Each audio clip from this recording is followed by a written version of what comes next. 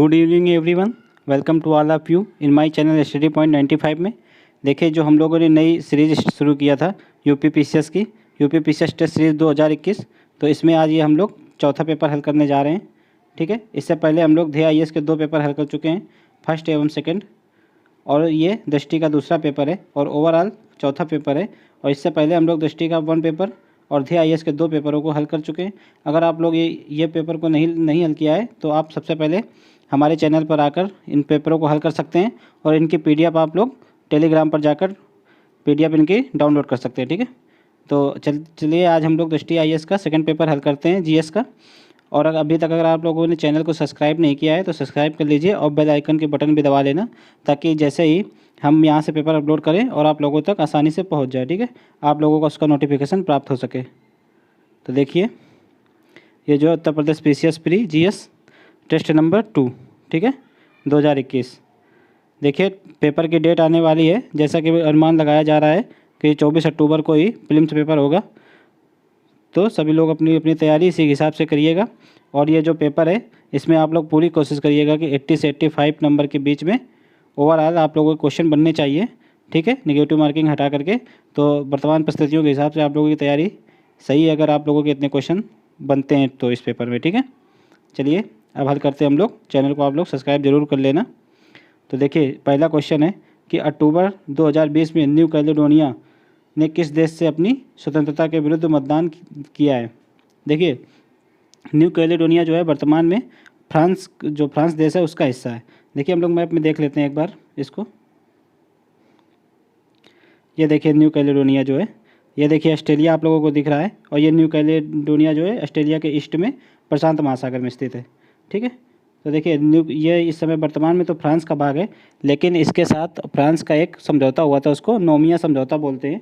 नोमिया समझौता हुआ था 1998 में, यहाँ पे लिख देते हैं हम नोमिया। ठीक है, नोमिया समझौता हुआ था। इसके तहत यह तय हुआ था कि जो न्यू कैलेडोनिया के लोग हैं वो 3 बार जनमत संग्रह कर सकते हैं अपनी स्वतंत्रता को लेकर। अगर उन 3 बार में एक बार भी ये मतलब जनमत संग्रह पास कर देते हैं कि हम जो है फ्रांस से अलग या स्वतंत्र देश होकर रहना चाहते हैं, तो इनको फ्रांस से अलग या फिर स्वतंत्र देश घोषित कर दिया जाएगा। लेकिन अभी हाल ही में दूसरे बार जनमत संग्रह किया गया, पर इन लोगों ने जो अपनी स्वतंत्रता के विरुद्ध ही मतदान किया है, अर्थात इन लोगों ने फ्रांस के साथ ही रहना भी स्वीकार किया है। अभी इनके पास एक मौका और है कि ये अपने आप को स्वतंत्र घोषित कर एक नया देश बना सकते हैं और फ्रांस से अलग हो सकते हैं। ठीक है, पर देखना भविष्य में ये अपना एक जनमत संग्रह जो लास्ट बचा है वो इनका कब होता है। तो अब देखते हैं, क्वेश्चन है। ठीक है, क्वेश्चन है कि न्यू कैलेडोनिया ने किस देश से अपनी स्वतंत्रता के विरुद्ध मतदान किया है। तो राइट आंसर इज फ्रांस। ठीक है, राइट आंसर इज सी। निम्नलिखित में से कौन सा देश क्वाड का हिस्सा नहीं है। देखिए, क्वाड में 4 देश हैं, क्वाड का मतलब ही होता है 4। ठीक है, भारत, जापान, ऑस्ट्रेलिया और यूएसए। ठीक है, इसमें ब्रिटेन नहीं है। ठीक है, तो जो क्वाड है इसको मुख्यतः जो है अनौपचारिक रूप से साउथ चाइना सी कहें या फिर दक्षिणी प्रशांत महासागर, इस एरिया में जो है जो चाइना की गतिविधियों की निगरानी करने के लिए और रणनीतिक रूप से अपने आप को साउथ चाइना सी वाले क्षेत्र में या फिर साउथ एशिया के क्षेत्र में मजबूती प्रदान करने के लिए इन देशों के द्वारा क्वाड बनाया गया है। ठीक है, तो इसमें ब्रिटेन शामिल नहीं है। बढ़ते नेक्स्ट है, डेनमार्क ओपन 2020 का खिताब निम्नलिखित में से किसने जीता। तो देखिए, डेनमार्क ओपन 2020 का खिताब जो है नोजोमी ओकुहारा, ये जो है जापान की हैं। ठीक है, तो इन्होंने जीता है डेनमार्क ओपन 2020 और इन्होंने कैरोलिना मारिन को हराया था। ठीक है, उपविजेता कैरोलिना मारिन है। बढ़ते नेक्स्ट है, बाय बाय कोरोना नामक विश्व की पहली साइंस टून पुस्तक के लेखक कौन है। तो देखिए, बाय बाय कोरोना जो है प्रदीप श्रीवास्तव द्वारा लिखी गई पुस्तक है। तो आप लोग पुस्तक को भी बहुत ध्यान से पढ़िएगा। पुस्तक हर बार कम से कम 1 से 2 पुस्तकों के नाम हर बार पेपर में पूछे जाते हैं। ठीक है, यूपी पीसीएस हो या फिर आरओ हो। तो यह पेपर आप लोग आरओ में भी देखिए, जीएस का बहुत ज़्यादा वेटेज है, तो आरओ के लिए भी आप लोग इसको यूज कर सकते हैं। ठीक है, देखिए शोभा नायडू कौन थी जिनका हाल ही में निधन हो गया है। देखिए, शोभा नायडू कवित्री थी या सामाजिक कार्यकर्ता थी या शास्त्रीय नृत्यांगना थी या वैज्ञानिक थी। तो यह शास्त्रीय नृत्यांगना थी। ठीक है, शोभा नायडू। देखिए, शोभा नायडू जो है कुचिपुड़ी नृत्य करती थी। ठीक है, कुचिपुड़ी किस क्षेत्र में पड़ता है, तो किस राज्य में है। तो कुचिपुड़ी आंध्र प्रदेश का जो है शास्त्रीय नृत्य है। ठीक है, आप लोग एक बार शास्त्रीय नृत्य जरूर देख लीजिएगा सारे। बढ़ते हैं नेक्स्ट निम्नलिखित में से कौन सा संविधान की मूल संरचना का तत्व है। देखिए, संविधान के पहली बात मूल संरचना समझ लेते हैं। संविधान की मूल संरचना जो है इसको बेसिक स्ट्रक्चर भी बोलते हैं। तो यह कॉन्सेप्ट जो है सुप्रीम कोर्ट ने केशवानंद भारती केस में 1973 ईस्वी में दिया था। ठीक है, इसमें यह बताया गया कि जो भी संविधान के फंडामेंटल या बेसिक स्ट्रक्चर का भाग होंगे उनको संसद जो है संशोधित नहीं कर सकती। तो देखिए, संविधान का धर्मनिरपेक्ष चरित्र यह भी बेसिक स्ट्रक्चर का भाग है। न्यायिक सक्रियता ये भी है। स्वतंत्र एवं निष्पक्ष चुनाव ये भी है। और कल्याणकारी राज्य ये भी है। ठीक है, तो इसका आंसर हो जाएगा डी। बढ़ते हैं नेक्स्ट है संविधान का निम्नलिखित में से कौन सा अनुच्छेद भारत के लोक सेवा आयोग का प्रावधान करता है। लोक सेवा आयोग यानी कि यूपीएससी की बात हो रही है। तो देखिए, चाहे यूपीएससी हो या स्टेट पीएससी हो, ठीक है, तो कोई भी हो, ये दोनों का प्रावधान जो है आर्टिकल 315 से लेकर 322 तक है। ठीक है, तो इसमें 315 इज राइट आंसर हो जाएगा। बढ़ते नेक्स्ट है भारत के निम्नलिखित राष्ट्रपतियों में उनके कार्यक्रम के अनुसार व्यवस्थित कीजिए और नीचे दिए कोड की सहायता से सही उत्तर को चुनना है। ये राष्ट्रपति हैं। ठीक है, हम लोगों को इनके जो इनका कार्यकाल रहा है उसके हिसाब से इनको सेट करना है। तो डॉक्टर देखिए, सबसे पहले जो है डॉक्टर एस राधाकृष्णन 1962 में बने थे। ठीक है, ये जो है द्वितीय राष्ट्रपति थे। प्रथम राजेंद्र प्रसाद का कार्यकाल 10 साल था। ठीक है, ये 2 बार राष्ट्रपति चुने गए थे राजेंद्र प्रसाद। उसके पश्चात डॉक्टर राधाकृष्णन बने थे 1962 में। ठीक है, फिर उसके पश्चात वीवी गिरी को बनाया गया था 1969 में। फिर उसके बाद फखरुद्दीन अली अहमद बने थे 1974 में। ठीक है, फिर उसके बाद ज्ञानी जैल सिंह, इन चारों में लास्ट में ज्ञानी जैल सिंह बने थे 1982 में। तो इसका आंसर हो जाएगा 2, 3, 4 और 1। 2, 3, 4, 1। तो राइट आंसर इज सी। पढ़ते हैं नेक्स्ट है परिसीमन अधिनियम 2002 के संदर्भ में निम्नलिखित कथनों में से कौन सा सही है। तो देखिए, परिसीमन अधिनियम जो है देखना है हम लोगों को। परिसीमन अधिनियम भारत के संविधान के अनुच्छेद 82 और अनुच्छेद 170 के तहत 170 में 1971 की जनगणना के अनुसार प्रत्येक राज्य में पुनर्व्यवस्थापन और क्षेत्रीय निर्वाचन क्षेत्रों में बांटने का व्यवस्था की गई है। तो देखिए, यहाँ पे ये जो सन लिखा है 1971, तो यहाँ पर पुनर्व्यवस्थापन की व्यवस्था नहीं है। यह जो है 2001 की जनगणना के आधार पर पुनर्व्यवस्थापन हुआ है। ठीक है, पुनर्स्थापन की व्यवस्था 2001 के तहत है, 2001 की जनगणना के तहत। और जो 1971 की जनगणना के तहत है वो जो सीटों की संख्या फिक्स की गई है उसमें। ठीक है, वर्तमान में जो 552 सीटें हैं लोकसभा में, तो सीटों की संख्या फिक्स की गई है। ठीक है, ना कि पुनर्व्यवस्थापन जो है 2001 की जनगणना के अनुसार है। तो ये ऑप्शन गलत हो जाएगा। पढ़ते हैं नेक्स्ट है भारत के संविधान के अनुच्छेद 330 और 332 में 2001 की जनगणना के आधार पर लोकसभा और राज्यों के विधानसभाओं के अनुसूचित जातियों और अनुसूचित जनजातियों के लिए आरक्षित सीटों की संख्या को पुनर्निर्धारित करने की व्यवस्था की गई है। तो ये बिल्कुल सही लिखा है। ठीक है, तो इसका आंसर हो जाएगा केवल 2 जिसमें है। Right answer is B. बढ़ते नेक्स्ट है भारत में लोक सेवा आयोग के अध्यक्ष और सदस्य 6 वर्ष की अवधि के लिए या मैक्सिमम कितने वर्षों तक होते हैं। तो यहाँ पर मैक्सिमम 62 वर्ष। ठीक है, 6 वर्ष या 62 वर्ष की अवधि तक राज्य लोक सेवा आयोग के सदस्य चुने जाते हैं। ठीक है, और जो लोक सेवा आयोग जो केंद्र की लोक सेवा आयोग होती है उसमें 6 वर्ष और 65 वर्ष तक के होते हैं। ठीक है,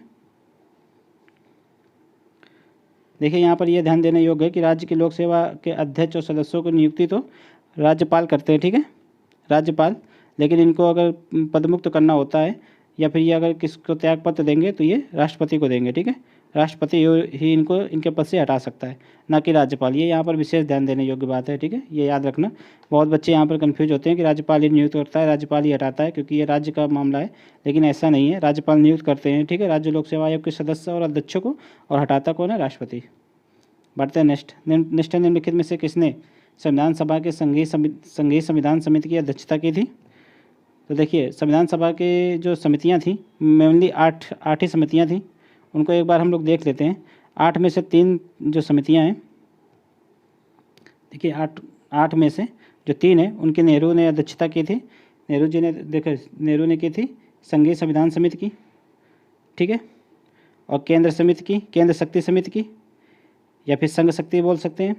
और एक की थी राज्यों के साथ समझौता करने की। ठीक है, और जो अब पटेल जी ने की थी, 2 समितियों की अध्यक्षता पटेल जी ने की थी।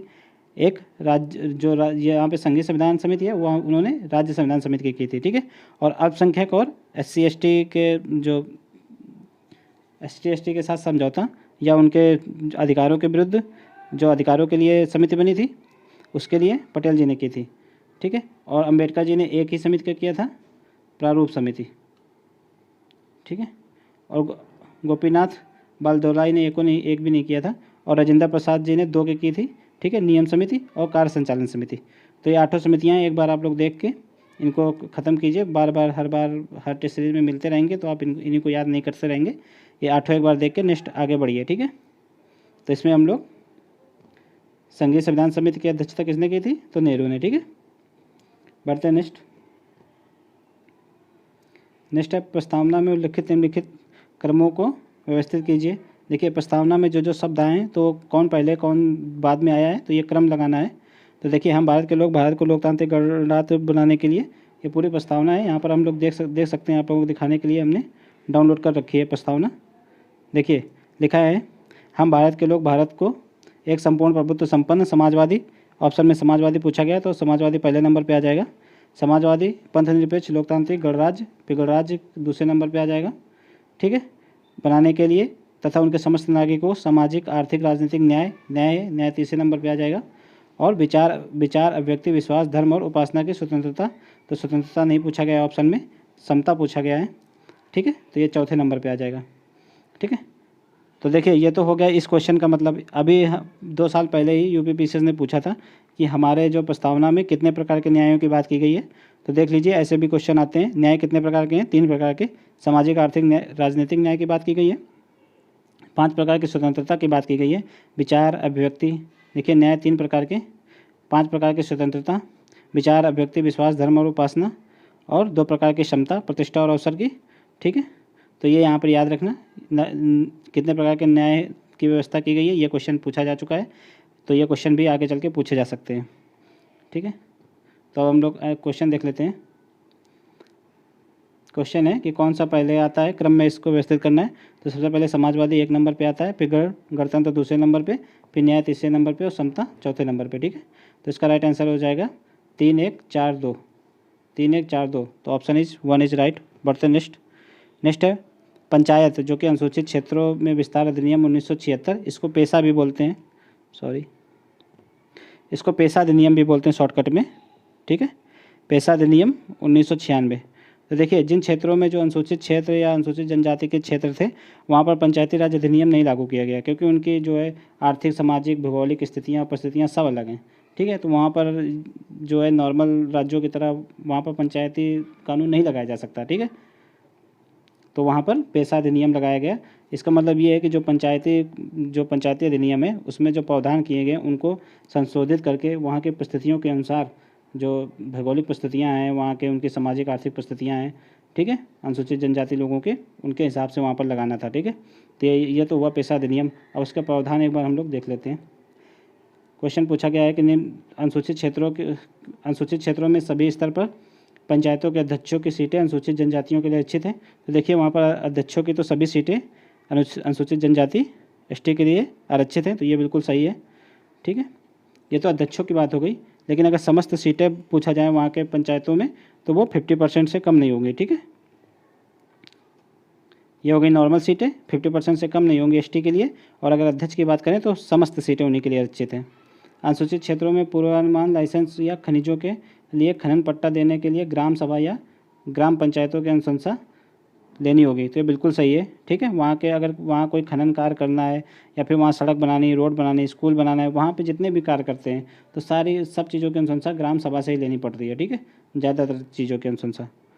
तो इसका आंसर हो जाएगा बोथ, जिसमें होगा C इज राइट आंसर। बढ़ते नेक्स्ट है संविधान के किस अनुच्छेद के अंतर्गत विधेयकों की स्वीकृति का प्रावधान किया गया है। तो देखिए कोई भी विधेयक जब लोकसभा या मतलब जब दोनों सदनों से पारित हो जाता है तो राष्ट्रपति के पास जाता है। तो राष्ट्रपति के पास आर्टिकल 111 के तहत यह अधिकार है कि वह इसे पास कर दे या फिर रोक भी सकता है, या फिर अनिश्चित काल के लिए अपने पास रख सकता है, या पुनर्विचार के लिए वापस भी भेज सकता है। तो उसके राष्ट्रपति के पास सारे अधिकार आर्टिकल 111 के तहत हैं। तो क्वेश्चन भी यही पूछा गया है, किसके अंतर्गत विधेयकों को स्वीकृति प्रदान की जाती है, तो आर्टिकल 111 के तहत। ठीक है, बढ़ते हैं नेक्स्ट। देखिए 108 में तो संयुक्त बैठक का प्रावधान है। बढ़ते हैं नेक्स्ट। नेक्स्ट है वित्त आयोग के संदर्भ में निम्नलिखित कथनों में से कौन सा सही नहीं है। तो यहाँ वित्त आयोग के बारे में देखना है कौन सा नहीं सही है। तो यह एक अर्धन्यायिक निकाय, यह बिल्कुल सही है। ठीक है, भारतीय संविधान के अनुच्छेद 280 में एक वित्त आयोग का प्रावधान है, यह भी सही है। आर्टिकल 280 वित्त आयोग से संबंधित है। इसमें एक अध्यक्ष और 4 अन्य सदस्य होते हैं जिन्हें राष्ट्रपति द्वारा नियुक्त किया जाता है, यह भी सही है। इसके सदस्य पुनर्नियुक्त के लिए पात्र नहीं होते हैं, तो ये गलत है। देखिए पात्र होते हैं, ठीक है, तो यही गलत है। कौन सा सही नहीं, तो ये गलत है। यहाँ पर यह ध्यान देने योग्य है कि इसके अध्यक्ष जो हैं वो जो है सार्वजनिक मामलों का ज्ञाता होना चाहिए।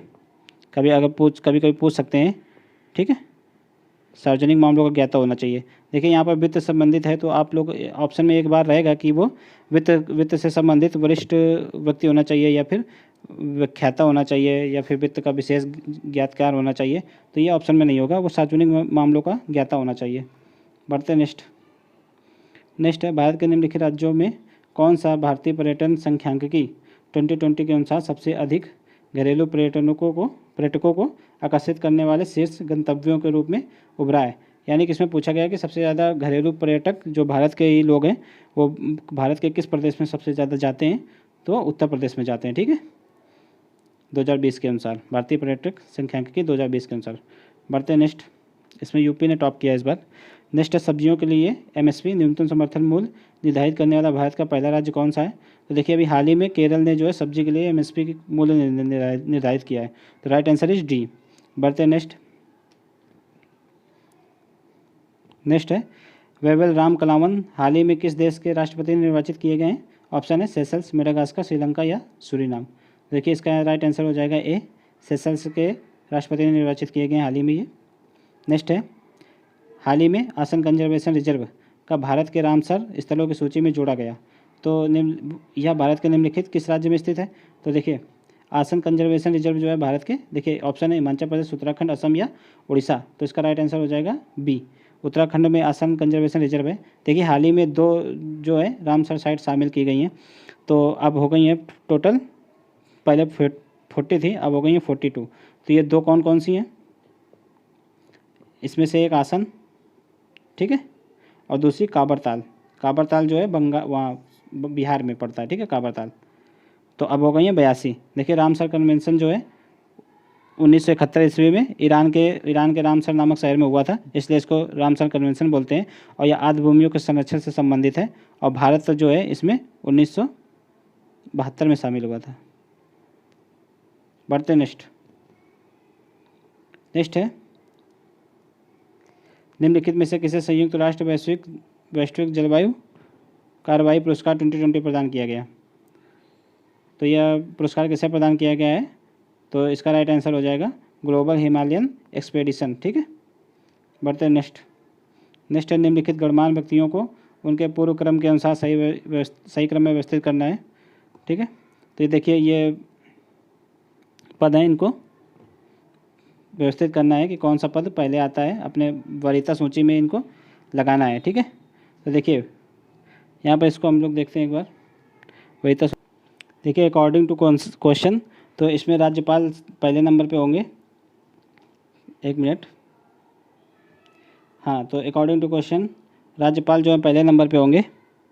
ठीक है, फिर उसके पश्चात पूर्व राष्ट्रपति होंगे, फिर उसके पश्चात केंद्रीय कैबिनेट मंत्री होंगे, फिर उसके पश्चात सर्वोच्च न्यायालय के न्यायाधीश होंगे। तो 2 4 3 1 राइट आंसर इज बी हो जाएगा। पढ़ते नेक्स्ट है सूची 1 को सूची 2 के साथ सुमेलित कीजिए। तो देखिए ये अनुसूचियाँ दी गई हैं, ये उनकी विशेषताएँ। ठीक है, तो अनुसूची के बारे में देख लेते हैं हम लोग। तो पहली अनुसूची, इसमें राज्यों के संघ के बारे में, संघ राज्य के बारे में वर्णन है। तो ऑप्शन कहाँ है, राज्यों के नाम और उनके क्षेत्राधिकार। ठीक है, पहली अनुसूची हो जाएगा। अनुसूची चौथी, तो जो राज्यसभा में सीटों का आवंटन राज्यों का, ये भी चौथी अनुसूची में। नौवीं अनुसूची जो है राज्य विधानमंडलों के अधिनियम और विनियमन, और 12वीं अनुसूची नगर पालिका से संबंधित है।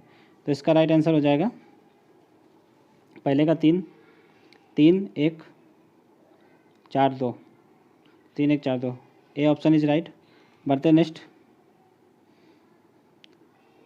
है देश में वस्तु एवं सेवा कर अधिनियम जो जीएसटी जिसको बोलते हैं, कब शुरू की गई थी जीएसटी, या फिर किस अधिनियम के द्वारा आया था? तो देखिए जीएसटी जो है 100वें संविधान संशोधन अधिनियम के द्वारा लाया गया था। ठीक है, बढ़ते हैं नेक्स्ट। और जो 103वें संविधान संशोधन अधिनियम के द्वारा EWS के बारे में जो हाल ही में 10% आरक्षण की बात की गई है, ठीक है, समान वर्ग के लोगों के लिए, तो ये 103वां संविधान संशोधन अधिनियम है। बढ़ते हैं नेक्स्ट। निम्नलिखित में से किन भाषाओं को शास्त्रीय भाषा का दर्जा दिया गया है? तो देखिए अपने वर्तमान में समय जो 6 भाषाओं को शास्त्रीय भाषा का दर्जा दिया गया है, ठीक है, तमिल, तेलुगु, उड़िया, संस्कृत, कन्नड़ और मलयालम। ठीक है, तो इसमें संस्कृत, उड़िया, तमिल ये भी तीनों हैं, तो राइट आंसर इज डी हो जाएगा। अगर सबसे पहले पूछ लेता है तो सबसे पहले तमिल को दिया गया था। ठीक है, उसके बाद संस्कृत में। ठीक है, संस्कृत मत लगा देना गलती से, सबसे पहले तमिल को जो है शास्त्रीय भाषा का दर्जा दिया गया था। ठीक है, बढ़ते हैं नेक्स्ट। निम्नलिखित निवारक निरोध कानूनों को उनके कालक्रम के अनुसार व्यवस्थित कीजिए और नीचे दिए गए कूटों की सहायता से सही उत्तर का चयन कीजिए। ठीक है, नारकोटिक ड्रग्स एंड साइकोट्रोपिक पदार्थ व्यापार निवारक अधिनियम, तो देखिए ये कब आया था? ये आया था 1988 में। ठीक है, विदेशी मुद्रा का संरक्षण और व्यसन निवारण अधिनियम, तो ये कब आया था? ये आया था 1974 में। 1974, एक मिनट, यह आया था 1988, यह आया था 1974। ठीक है, गैर कानूनी गतिविधियाँ रोकथाम अधिनियम, तो यह आया था 1967, 1967। राष्ट्रीय सुरक्षा अधिनियम, तो यह आया था 1980 में आया था ये। तो इसका राइट आंसर हो जाएगा, सबसे पहले कौन सा आया था? तो 3 नंबर, फिर उसके बाद आया था 2 नंबर, फिर 4, फिर 1, 3, 2, 4, 1, तो राइट आंसर इज डी। बढ़ते नेक्स्ट है 42वें संविधान संशोधन अधिनियम द्वारा संविधान की प्रस्तावना में 3 नए शब्द जोड़े गए, तो इनमें से कौन सा एक नहीं है? तो देखिए 42वें संविधान संशोधन अधिनियम 1942 में, ये 1976 में ये पास हुआ था, सॉरी 1976 में 42वें संविधान संशोधन पारित किया गया था। इसमें समाजवादी, पंथनिरपेक्ष और अखंडता ये 3 वर्ड जोड़े गए थे, समता नहीं जोड़ा गया था, तो राइट आंसर हो जाएगा बी। बढ़ते नेक्स्ट है, निम्नलिखित में से कौन सा एक संवैधानिक निकाय है? तो इसमें संवैधानिक निकाय के बारे में पूछा गया है। राष्ट्रीय अनुसूचित जाति आयोग, तो यही संवैधानिक निकाय है। ठीक है, राष्ट्रीय अनुसूचित जाति आयोग, इसका वर्णन जो है 238 में किया गया है आर्टिकल। और देखिए राष्ट्रीय मानवाधिकार आयोग, तो ये 1993 में बना था। राष्ट्रीय अल्पसंख्यक आयोग, ठीक है, और राष्ट्रीय बाल संरक्षण, ये भी अल्पसंख्यक आयोग भी 1993 में है, और बाल अधिकार संरक्षण आयोग ये 2006 में बना था। बढ़ते हैं नेक्स्ट है राज्यपाल के संदर्भ में निम्नलिखित कथनों में से कौन सा सही नहीं है? कौन सा सही है? राज्यपाल के संदर्भ में, राज्यपाल के चुनाव के लिए भारत कनाडाई मॉडल का अनुसरण करता है, तो ये बिल्कुल सही है। राज्यपाल के रूप में नियुक्त होने वाला व्यक्ति 25 वर्ष की आयु को पूर्ण कर चुका हो, 25 नहीं होता है, 35 वर्ष की आयु पूर्ण करनी होती है राज्यपाल बनने के लिए। ठीक है, 2 ही तो योग्यता है राज्यपाल के लिए संविधान में, एक 35 वर्ष की आयु पूरी कर चुका हो, दूसरा वो भारत का नागरिक हो। अगर ये 2 योग्यता पूरी करता है तो उसको राज्यपाल बनाया जा सकता है। ठीक है, तो राइट आंसर हो जाएगा केवल 1। बढ़ते नेक्स्ट है मूल अधिकार के संबंध में निम्नलिखित कथनों में से कौन सा सही है? तो मूल अधिकार के संबंध में देखते हैं, ये राजनीतिक लोकतंत्र के विचार को बढ़ावा देने के उद्देश्य रखते हैं, ये बिल्कुल सही है। राष्ट्रीय आपातकाल के परिवर्तन के दौरान सभी मूल अधिकार निलंबित हो जाते हैं, तो ये गलत है। देखिए वो मूल अधिकार जो है 20 और 21, आर्टिकल 20 और आर्टिकल 21 ये कभी भी रद्द नहीं होता है। ठीक है, तो राइट आंसर हो जाएगा केवल 1। बढ़ते नेक्स्ट है जनजातीय कार्य मंत्रालय की स्थापना किस वर्ष की गई थी? तो जनजातीय कार्य मंत्रालय की स्थापना जो है 1999 में की गई थी। बढ़ते नेक्स्ट है कि अंतर्राष्ट्रीय गरीबी उन्मूलन दिवस कब मनाया जाता है? तो देखिए अंतर्राष्ट्रीय गरीबी उन्मूलन दिवस 17 अक्टूबर को मनाया जाता है। ठीक है, बढ़ते नेक्स्ट है चंद्रमा पर पहले सेलुलर नेटवर्क के निर्माण के लिए नासा ने निम्नलिखित में से किस कंपनी को चुना? तो नासा ने चंद्रमा पर नोकिया को चुना है। ठीक है, एक मिनट, बार बार गड़बड़ हो जाए, राइट आंसर हो जाएगा इसका सी। ठीक है, बढ़ते नेक्स्ट है नोबेल पुरस्कार प्राप्त करने वाले एकमात्र मैक्सिकन वैज्ञानिक, ठीक है, मारियो जे मोनिला। अक्टूबर 2020 में निधन हो गया इनका, ठीक है। मारियो जे मोलिना का निधन हो गया है 2020 में। तो ये किस क्षेत्र में नोबेल पुरस्कार से सम्मानित किए गए थे? तो ये जो है रसायन विज्ञान के क्षेत्र में सम्मानित किए गए थे, ठीक है। बढ़ते नेक्स्ट है लाल गोल तीखी मिर्च, जिसे स्थानीय रूप से डाले खुरसानी के नाम से जाना जाता है, ठीक है। इसको हाल ही में जीआई टैग दिया गया है। तो ये किस राज्य से संबंधित है डाले खुरसानी?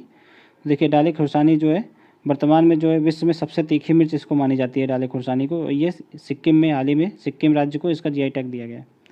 बढ़ते नेक्स्ट निम्नलिखित में से किसे यूनेस्को ने भारत के स्थायी प्रतिनिधि मंडल के रूप में स्थायी प्रतिनिधि के रूप में चुना है?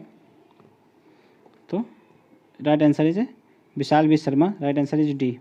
बढ़ते नेक्स्ट है भारत के राष्ट्रगान को संविधान सभा द्वारा किस तिथि को अंगीकृत किया गया था?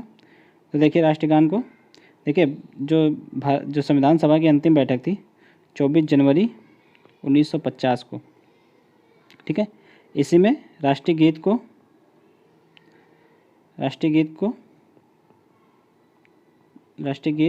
राष्ट्रगान और राष्ट्रपति राजेंद्र प्रसाद, ठीक है, इन तीनों को माना गया था, ठीक है। राष्ट्रपति नियुक्त कर दिए गए थे 24 जनवरी 1950 को, और राष्ट्रीय गीत को अपना लिया गया था और राष्ट्रगान को अपना लिया गया था। तो राइट आंसर इज 24 जनवरी 1950, ठीक है। यहाँ ये याद रखना कि अपना जो झंडा है उसको 22 जुलाई 1947 को अपनाया गया था। ये इस बार पीसीएस में आया हुआ क्वेश्चन है, ठीक है। पीसीएस 2020 उत्तर प्रदेश पीसीएस, ठीक है। ये क्वेश्चन पूछा गया था कि अपने जो है झंडे को कब अपनाया गया? तो 22 जुलाई 1947 को। बढ़ते नेक्स्ट है भाषा जात अल्पसंख्यक आयुक्त का मुख्यालय कहाँ स्थित है? देखिए ये अपने प्रयागराज में स्थित है, ठीक है। बढ़ते नेक्स्ट है मुख्यमंत्री की शक्तियों और कार्यों के संबंध में निम्नलिखित में से कौन सा कथन सही है? विचार करना है मुख्यमंत्री की शक्तियों के संदर्भ में।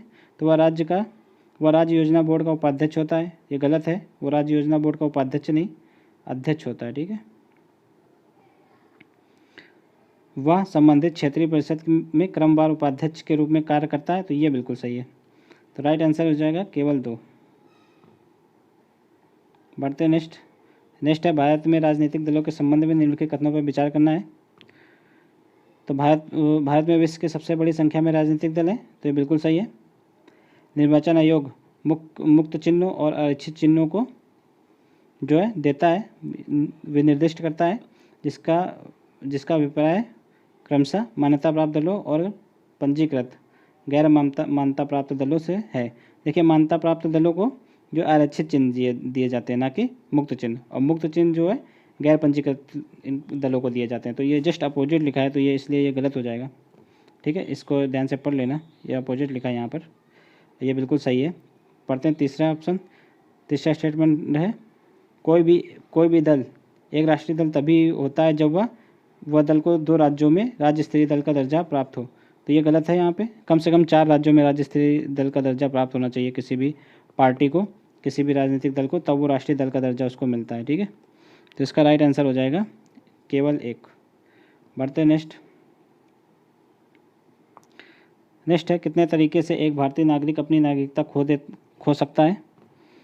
ऑप्शन है 1, 2, 3, 4। तो राइट आंसर इज 3, ठीक है। या वह स्वयं त्याग दे, या वह दूसरे देश की नागरिकता को ग्रहण कर ले, तो उसको मतलब बर्खास्त कर दिया जाता है नागरिकता से, या फिर राष्ट्रपति उसकी नागरिकता को छीन ले, ठीक है। भारत सरकार मतलब छीनती है, राष्ट्रपति नहीं, ठीक। वो भारत सरकार कब छीनती है? जब भी कोई मतलब ऐसी गतिविधियाँ पाई जाती हैं, भारत विरोधी गतिविधियाँ, या फिर जैसे ड्रग्स वगैरह हो गया इनमें तस्करी में, तो भारत सरकार उनकी नागरिकता को छीन सकती है। तो ये 3 प्रमुख जो है टूल्स हैं नागरिकता खोने के, ठीक है। बढ़ते नेक्स्ट है भारत में नियंत्रक एवं महालेखा परीक्षक, जिसको कैग बोलते हैं शॉर्टकट में, के द्वारा लेखा परीक्षा रिपोर्ट प्रस्तुत की जाती है। तो संसद को, राष्ट्रपति को, प्रधानमंत्री को या संबंधित राज्यपाल को? तो वह राष्ट्रपति को अपनी रिपोर्ट सौंपता है कैग, ठीक है, प्रतिवर्ष। बढ़ते नेक्स्ट भारत में कितने राज्यों में द्विसदनात्मक विधानमंडल है? तो देखिए अभी तक जब जम्मू कश्मीर जब भारत का राज्य था तब तक 7 थे। अब जम्मू कश्मीर जो राज्य नहीं रहा, यूटी हो गया है, तो अब वहाँ से विधान परिषद हटा दी गई है, तो अब वर्तमान में 6 हैं, ठीक है। 6 कौन कौन से? यूपी बिहार,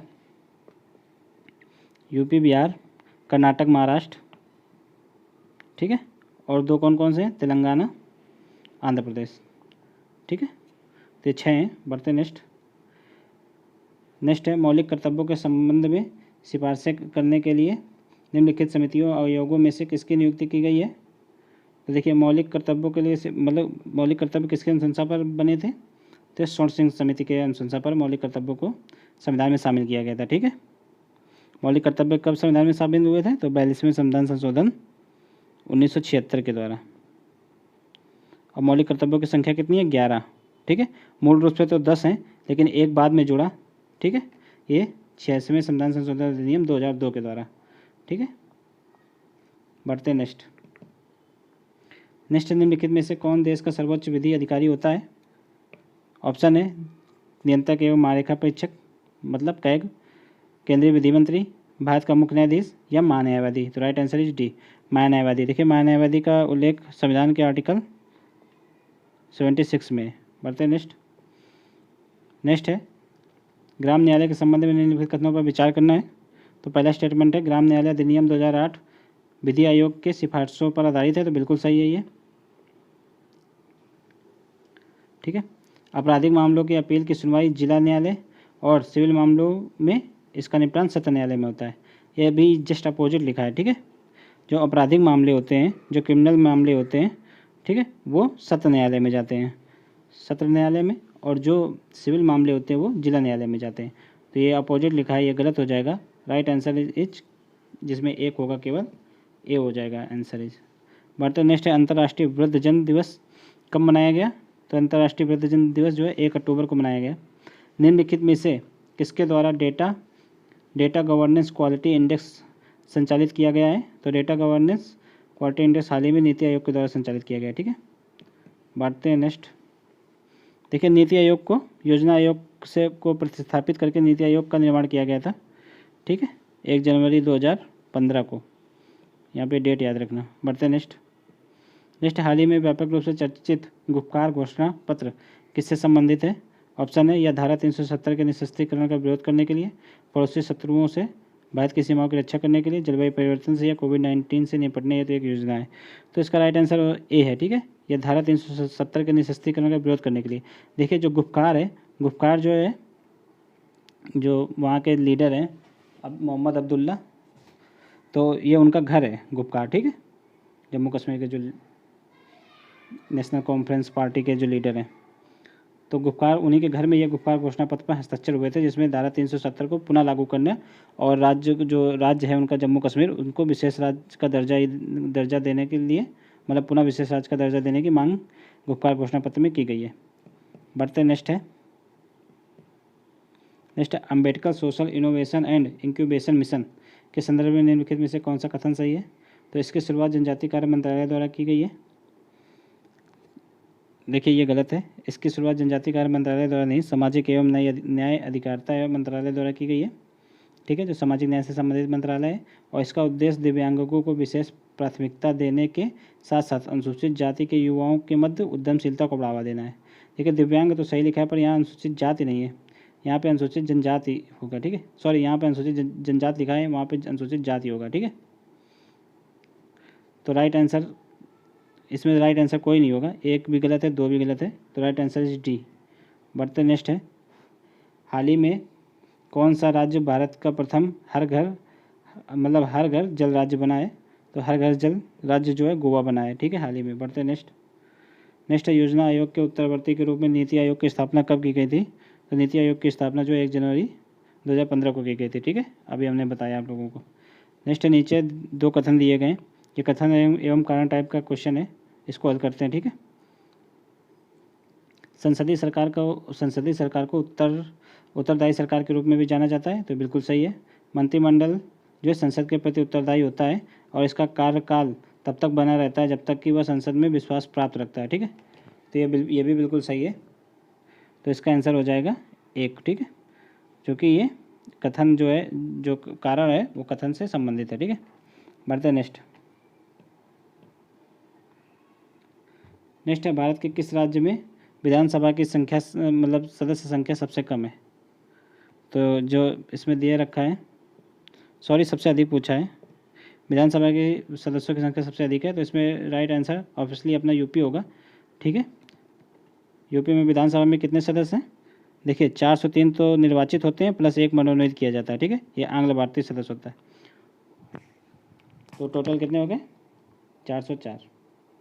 और यूपी में विधान परिषद में कितने हैं 100, तो विधान परिषद में भी सबसे ज़्यादा यूपी में ही है। बढ़ते नेक्स्ट है नगरीय स्थानीय सरकार के विषय से संबंधित मामले का निपटान निम्नलिखित केंद्रीय मंत्रालय द्वारा किया जाता है। तो किनके केंद्रीय मंत्रालय, कौन कौन से केंद्रीय मंत्रालय के द्वारा जो है नगरीय स्थानीय सरकार के मामले निपटाए जाते हैं, ये क्वेश्चन है मेनली।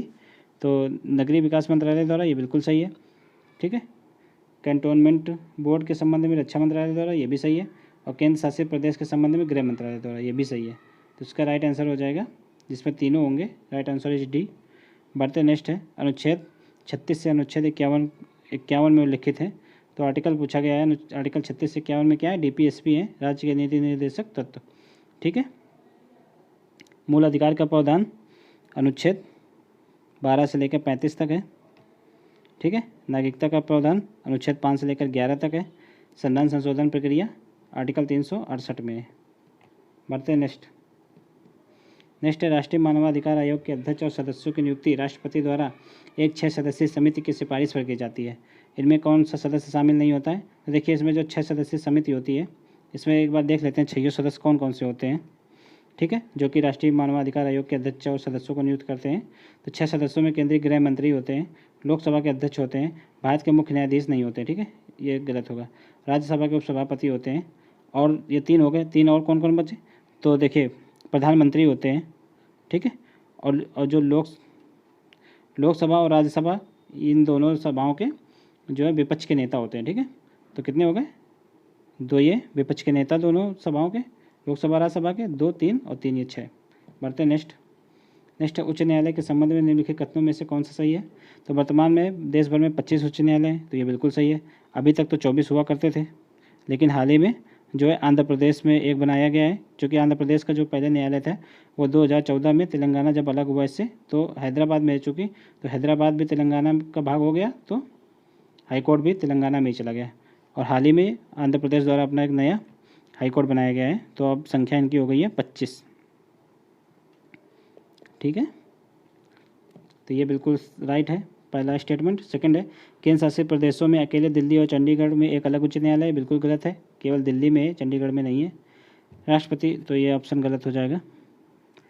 राष्ट्रपति एक उच्च न्यायालय के न्याय क्षेत्र का विस्तार किसी केंद्र शासित प्रदेश में कर सकता है, अथवा केंद्र शासित प्रदेश को एक उच्च न्यायालय के न्यायिक क्षेत्र से बाहर कर सकता है। तो देखिए राष्ट्रपति नहीं करता, ये संसद करती है, ठीक है, संसद का ये काम है, तो ये भी गलत हो जाएगा।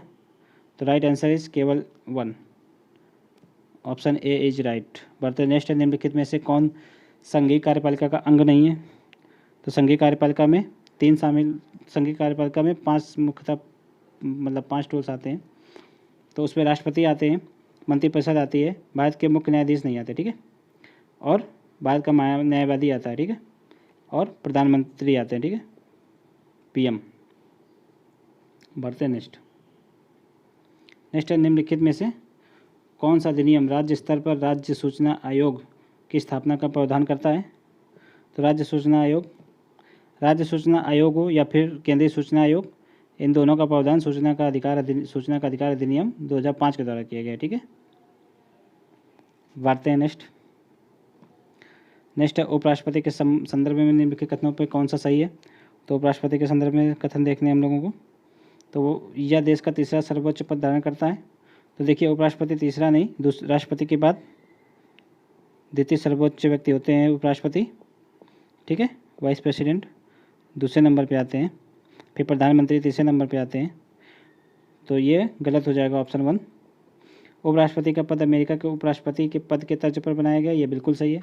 वह परोक्ष निर्वाचन विधि द्वारा चुना जाता है उपराष्ट्रपति, तो ये भी बिल्कुल सही है। तो राइट आंसर हो जाएगा 2 और 3, जिसमें होगा ऑप्शन इज सी। बढ़ते नेक्स्ट है मेरी सहेली पहल निम्नलिखित में से किसके द्वारा शुरू की गई है। शिक्षा मंत्रालय, भारतीय रेल, विदेश मंत्रालय या युवा कार्यक्रम मंत्रालय विभाग। तो किसके द्वारा, ये जो है महिलाओं की सुरक्षा के लिए भारतीय रेलवे द्वारा शुरू किया गया है इनिशिएटिव है, ठीक है। महिलाओं मतलब रेल की सफ़र यात्रा के दौरान महिलाओं को अधिक सुरक्षित महसूस कराया जा सके और उनकी सुरक्षा को बढ़ाया जा सके, ठीक है। बढ़ते नेक्स्ट है MSCS मार्क्स, ठीक है। 6478 क्या है ये क्या है? तो यह एक जो एक क्षुद्रग्रह है, या एक कोरोना वायरस का नया स्ट्रेन है, या गेहूं की नई किस्म है, या उपयुक्त में से कोई नहीं। तो यह देखिए, यह गेहूं की एक नई किस्म है, ठीक है, हाल ही में इसको खोजी गई है। बढ़ते नेक्स्ट है, निम्नलिखित में से किसे कस्तूरी ब्रांड का नाम प्रदान किया गया है? ठीक है, कपास, काली मिर्च, चावल या केसर। देखिए कस्तूरी ब्रांड जो है कपास को प्रदान किया गया है, ठीक है, अपने भारत का जो कपास है उसको कस्तूरी ब्रांड का नाम प्रदान किया गया है। बढ़ते नेक्स्ट है, कमिटमेंट इन रिड्यूसिंग, इसका इंग्लिश में पढ़ते हैं, कोई भी रिपोर्ट होती है उसको इंग्लिश में जरूर देख लेना। Commitment to reducing inequality index, ठीक है, पब्लिश्ड इन 2020। तो यह कौन सा संस्करण है जो 2020 में प्रकाशित हुआ है? ठीक है, CIR का। तो यह 33 संस्करण है, ठीक है, तीसरा। बढ़ते हैं नेक्स्ट है, निम्नलिखित में से किस देश द्वारा Zircon hypersonic cruise missile launch की गई है? तो देखिए जिरकॉन हाइपरसोनिक क्रूज मिसाइल जो है रूस के द्वारा हाल ही में लॉन्च की गई है। नेक्स्ट है, 73वें संविधान संशोधन अधिनियम की विशेषताओं के संदर्भ में निम्नलिखित कथनों में से कौन सा सही है? तो 73वां संविधान संशोधन या पंचायती राज्य प्रणाली की नींव के रूप में ग्राम सभा का प्रदान करता है, तो बिल्कुल सही है। या प्रत्येक राज्य में प्रशासन की त्रिस्तरीय व्यवस्था करता है, देखिए ये गलत है। त्रिस्तरीय व्यवस्था प्रत्येक राज्य में नहीं करता है, जहाँ के जिन राज्यों की मतलब मोस्टली तो सब में करता है, पर जिन राज्यों की जनसंख्या जो है 20 लाख से कम है, तो वहाँ पर जो है जो मध्यवर्ती स्तर होता है उसको मतलब उसको नहीं बनाएं तब भी चलेगा, ठीक है। तो इसका राइट आंसर हो जाएगा, सॉरी इसका सेकंड स्टेटमेंट गलत है, फर्स्ट सही है, सेकंड गलत है। मतलब इसमें कहा गया है कि ग्राम, मध्यवर्ती और जिला स्तर पर पंचायतों के सभी सदस्य सीधे चुने जाएंगे, तो ये बिल्कुल सही है। या प्रत्येक पंचायत में अनुसूचित जातियों और अनुसूचित जनजातियों के लिए अपनी जनसंख्या के अनुपात में सीटों का आरक्षण का प्रदान करता है, तो ये भी बिल्कुल सही है। जो SC ST होते हैं, ठीक है, तो उनकी जनसंख्या के अनुपात में ही इसमें आरक्षण प्रदान किया गया है, ठीक है। तो इसका प्रावधान भी आर्टिकल 243D में है, आरक्षण का प्रावधान। तो इसका राइट आंसर हो जाएगा जिसमें 2 नहीं होगा, 1 3 4। देखिए 1 3 4 किस में देख लेते हैं, 1 3 4 इसमें से किसी में नहीं है, तो एक इसमें से कोई भी आंसर सही नहीं होगा, ठीक है। 1 3 4 ही इसका राइट आंसर है।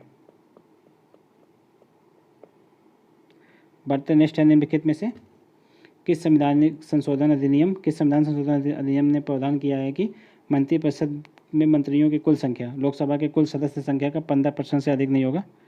तो देखिए अगर जो मंत्रिपरिषद की सदस्य संख्या है, जैसे मान लो लोकसभा की टोटल संख्या कितनी है, टोटल सदस्य संख्या 552 है, पर वर्तमान में जो है टोटल सीटें भरी कितनी है, तो 545 हैं। तो 545 जो है इसका 15%, सॉरी इसका 15% कुल का, तो इसके 552 के 15% लोग ही मंत्री बन सकते हैं, ठीक है, इससे ज़्यादा नहीं बनेंगे। तो यह प्रावधान किसमें किया गया? 91वें संविधान संशोधन अधिनियम 2003 के द्वारा किया गया था, ठीक है।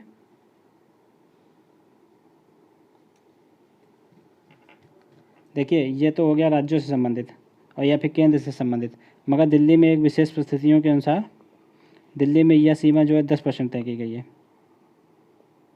ठीक है, 15% नहीं है। बढ़ते नेक्स्ट है, निम्नलिखित में से किस समिति ने केंद्रीय सतर्कता आयोग की स्थापना की सिफारिश की थी? CBC, शॉर्टकट में इसको CBC बोलते हैं। तो केंद्रीय सतर्कता आयोग जो है संथानम समिति की सिफारिश पर सन 1964 ईस्वी में बनाया गया था, ठीक है। बढ़ते नेक्स्ट है, मंत्रिमंडल समिति की विशेषताओं के संदर्भ में निम्नलिखित कथनों में कौन सा सही नहीं है?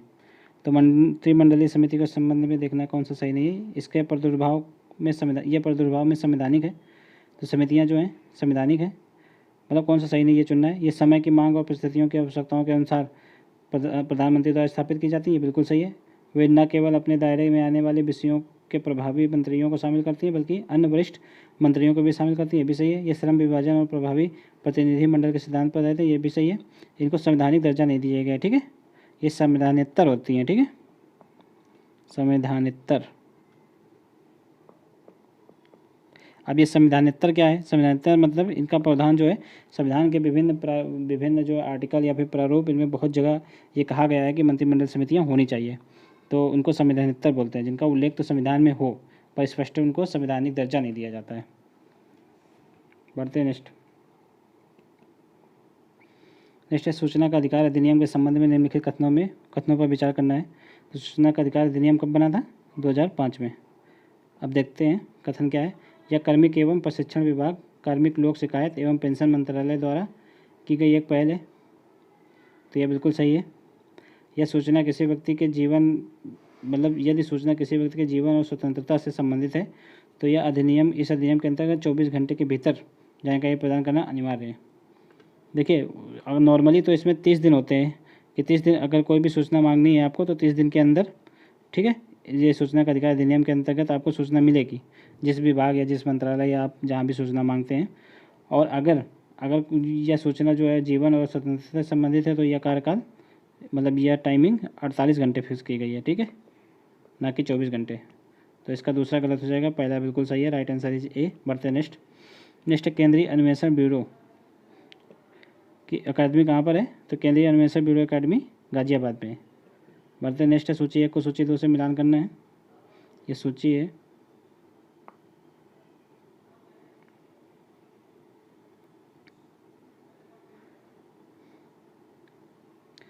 काफ़ी बड़ी सूची है। देखिए पहले इधर का पढ़ लेते हैं हम लोग। याचिकाओं की समिति, कार्य सलाहकार समिति, सदन की समिति और नियम समिति। अब हम लोग इधर पढ़ते हैं। यह सदन की प्रक्रिया एवं कार्य संचालन के मामलों पर विचार करती है और नियमों में संशोधन या परिवर्तन की अनुशंसा करती है। तो देखिए सदन के कार्य संचालन यह कौन करता है? तो यह करता है सदन की समिति, यह नियम समिति द्वारा किया जाता है, ठीक है। नियम समिति, सदन के सारे नियम और कार्य संचालन क्या नियम समिति द्वारा किया जाता है। तो पहले डी का पहला हो जाएगा। ऑप्शन देख लेते हैं, इससे मैचिंग हो जाएगा। देखिए डी का पहला, ठीक है। तो इसी से सारे मिल रहे हैं, आप लोग देख लेना। C option is right. बढ़ते हैं नेक्स्ट है संविधान के अनुसार निम्नलिखित में से कौन भारतीय संसद के अंग का निर्माण नहीं करता है? तो भारतीय संसद का अंग कौन नहीं है इनमें से? राष्ट्रपति होता है, ठीक है। देखो 3 लोग होते हैं भारतीय संसद के अंग, राष्ट्रपति, लोकसभा, राज्यसभा। प्रेसिडेंट, लोकसभा, राज्यसभा। इसमें प्रधानमंत्री नहीं होता, ठीक है। तो राइट आंसर क्या हो जाएगा? 1 3 4, 1 3 4 सी इज राइट आंसर। बढ़ते नेक्स्ट है राष्ट्रीय अन्वेषण अधिकरण का संबंध निम्नलिखित में इनके संबंध में विचार करना है, ठीक है। कथनों पर NIA के संबंध में देखते हैं। यह देश के केंद्रीय आतंकवाद रोधी विधि प्रवर्तक एजेंसी है, बिल्कुल सही है। एक मिनट। NIA के प्रमुख राष्ट्रपति द्वारा नियुक्त किए जाते हैं, तो यह भी बिल्कुल सही है, ठीक है। तो इसका आंसर हो जाएगा सी। बढ़ते नेक्स्ट है लोकसभा के प्रोटेम स्पीकर के संबंध में निम्नलिखित कथनों पे कौन सा कथन सही है? तो प्रधानमंत्री लोकसभा के किसी सदस्य के सामयिक अध्यक्ष के रूप में नियुक्त करते हैं। तो प्रधानमंत्री लोकसभा के किसी सदस्य को नहीं नियुक्त करते हैं, देखिए राष्ट्रपति नियुक्त करते हैं, ठीक है। तो ये गलत हो जाएगा, यहाँ पर प्रेसिडेंट करते हैं। उसके पास लोकसभा अध्यक्ष की पूर्ण शक्तियाँ प्राप्त होती हैं, तो ये बिल्कुल सही है। देखिए प्रोटेम स्पीकर जो होता क्या है उसको एक बार समझ लेते हैं हम लोग। जैसे मान लीजिए वर्तमान लोकसभा चल रही है, उसका जो आखिरी सत्र होता है, तो उसका आखिरी सत्र जब ख़त्म हुआ तो जो इस सत्र का जो अध्यक्ष होता है, लोकसभा अध्यक्ष, तो अपने पद त्याग नहीं करता है, ठीक है। वो जो है जो नेक्स्ट लोकसभा बनेगी, नई गठित लोकसभा होगी, उसकी बैठक के तुरंत पहले अपना तब पद त्याग करता है, ठीक है। अब मान लो उसने तो पहले पद त्याग कर दिया, अब उस बैठक की अध्यक्षता कौन करेगा या फिर उस बैठक को संचालित कौन करेगा? तो इसके लिए राष्ट्रपति एक प्रोटेम स्पीकर नियुक्त करते हैं, ठीक है, प्रोटेम स्पीकर। तो इसका कार्य मुख्यतः होता है कि वो सदन का संचालन करना और जो नए सदस्य चुनकर आए हैं, ठीक है, उनको शपथ दिलवाना। अब जैसे ही शपथ दिला दी जाती है या फिर उस सदन का संचालन शुरू हो जाता है, फिर उन्हीं सदस्यों के द्वारा उस सदन के सदस्यों के द्वारा एक नया जो है स्थायी स्पीकर चुना जाता है, ठीक है। तो ये जो है प्रोटेम स्पीकर अस्थायी होते हैं, फिर स्थायी जब चुन लिया जाता है तो प्रोटेम स्पीकर को पदमुक्त कर दिया जाता है। जो प्रोटेम स्पीकर होते हैं ये सामान्यतः जो लोकसभा या फिर जो सदन होता है राज्यसभा, उसके वरिष्ठ सदस्य को ही बनाया जाता है। तो हम आशा करते हैं कि आप लोग प्रोटेम स्पीकर समझ गए होंगे। अब इसके बारे में हम लोग देख लिया हम लोगों ने। इसमें प्रधानमंत्री नहीं राष्ट्रपति तय करते हैं, ठीक है, राष्ट्रपति नियुक्त करते हैं और इसके लोकसभा की सभी शक्तियाँ प्राप्त होती हैं, बिल्कुल सही है। तो केवल 2 हो जाएगा राइट आंसर। बढ़ते नेक्स्ट।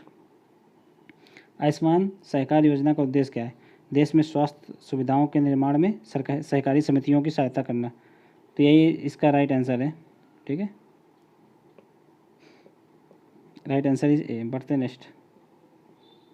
नेक्स्ट है, एक नई केंद्र प्रायोजित स्टार्ट योजना को किसके द्वारा सहायता प्रदान की जा रही है?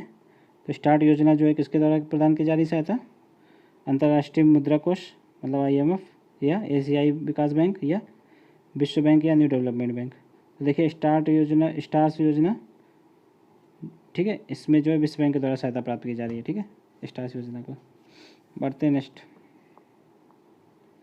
निम्नलिखित में से कौन सा देश विश्व के प्रथम क्षुद्रग्रह उत्खनन रोबोट को अंतरिक्ष में भेजने की तैयारी में है?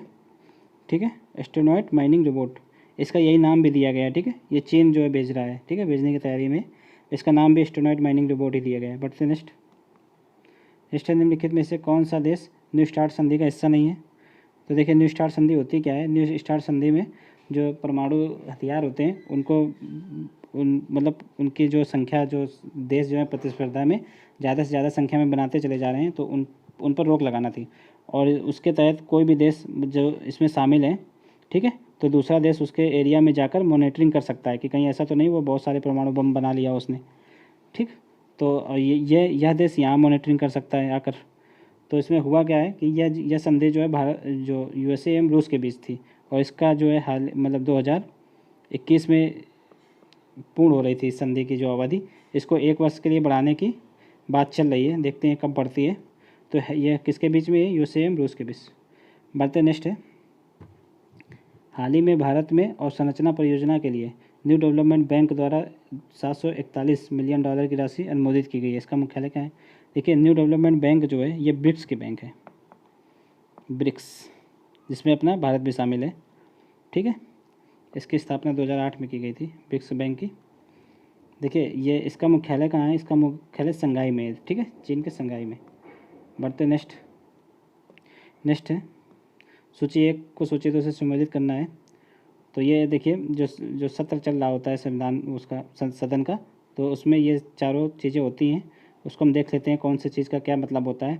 स्थगन का मतलब होता है यह न केवल एक बैठक को बल्कि सदन के एक सत्र को ही समाप्त कर देता है।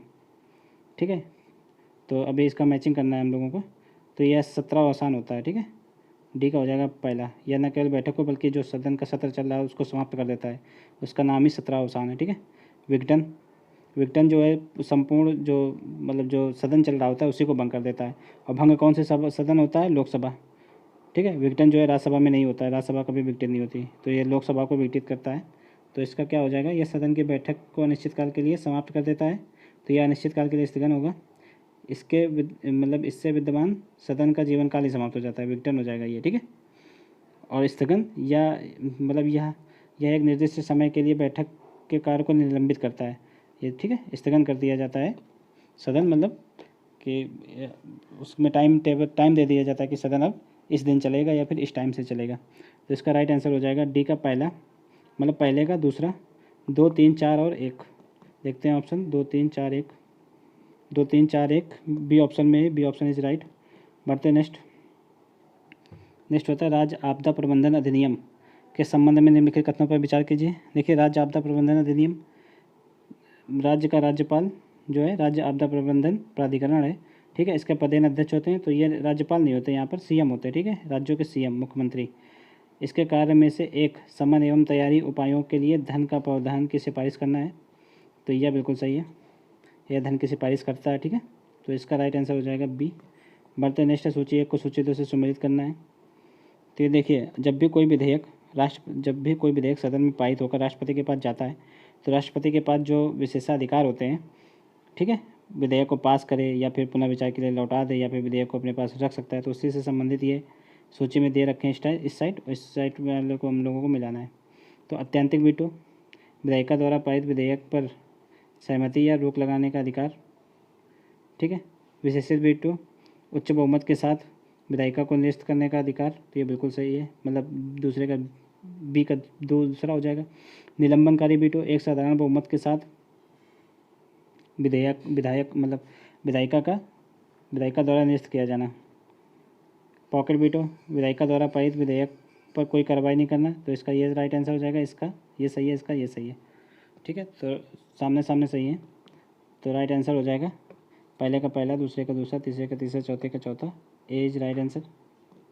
देखिए, जो भारत के राष्ट्रपति होते हैं उनके पास इसमें से एक वीटो पावर नहीं है, उसको बोलते हैं विशेषित वीटो। ठीक है, अत्यंतिक वीटो पावर, निलंबनकारी veto power, pocket veto power, ये तीनों हैं, पर विशेषित वीटो पावर भारत के राष्ट्रपति के पास नहीं है, या अमेरिका के राष्ट्रपति के पास होती है। ठीक है, बढ़ते हैं नेक्स्ट।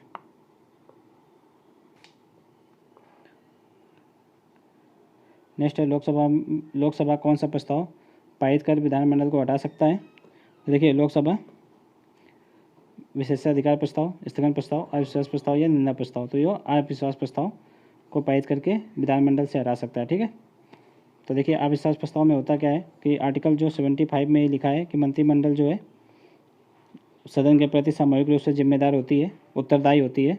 ठीक है, आर्टिकल 75 के तहत, तो इसी के तहत अविश्वास प्रस्ताव लाया जा सकता है।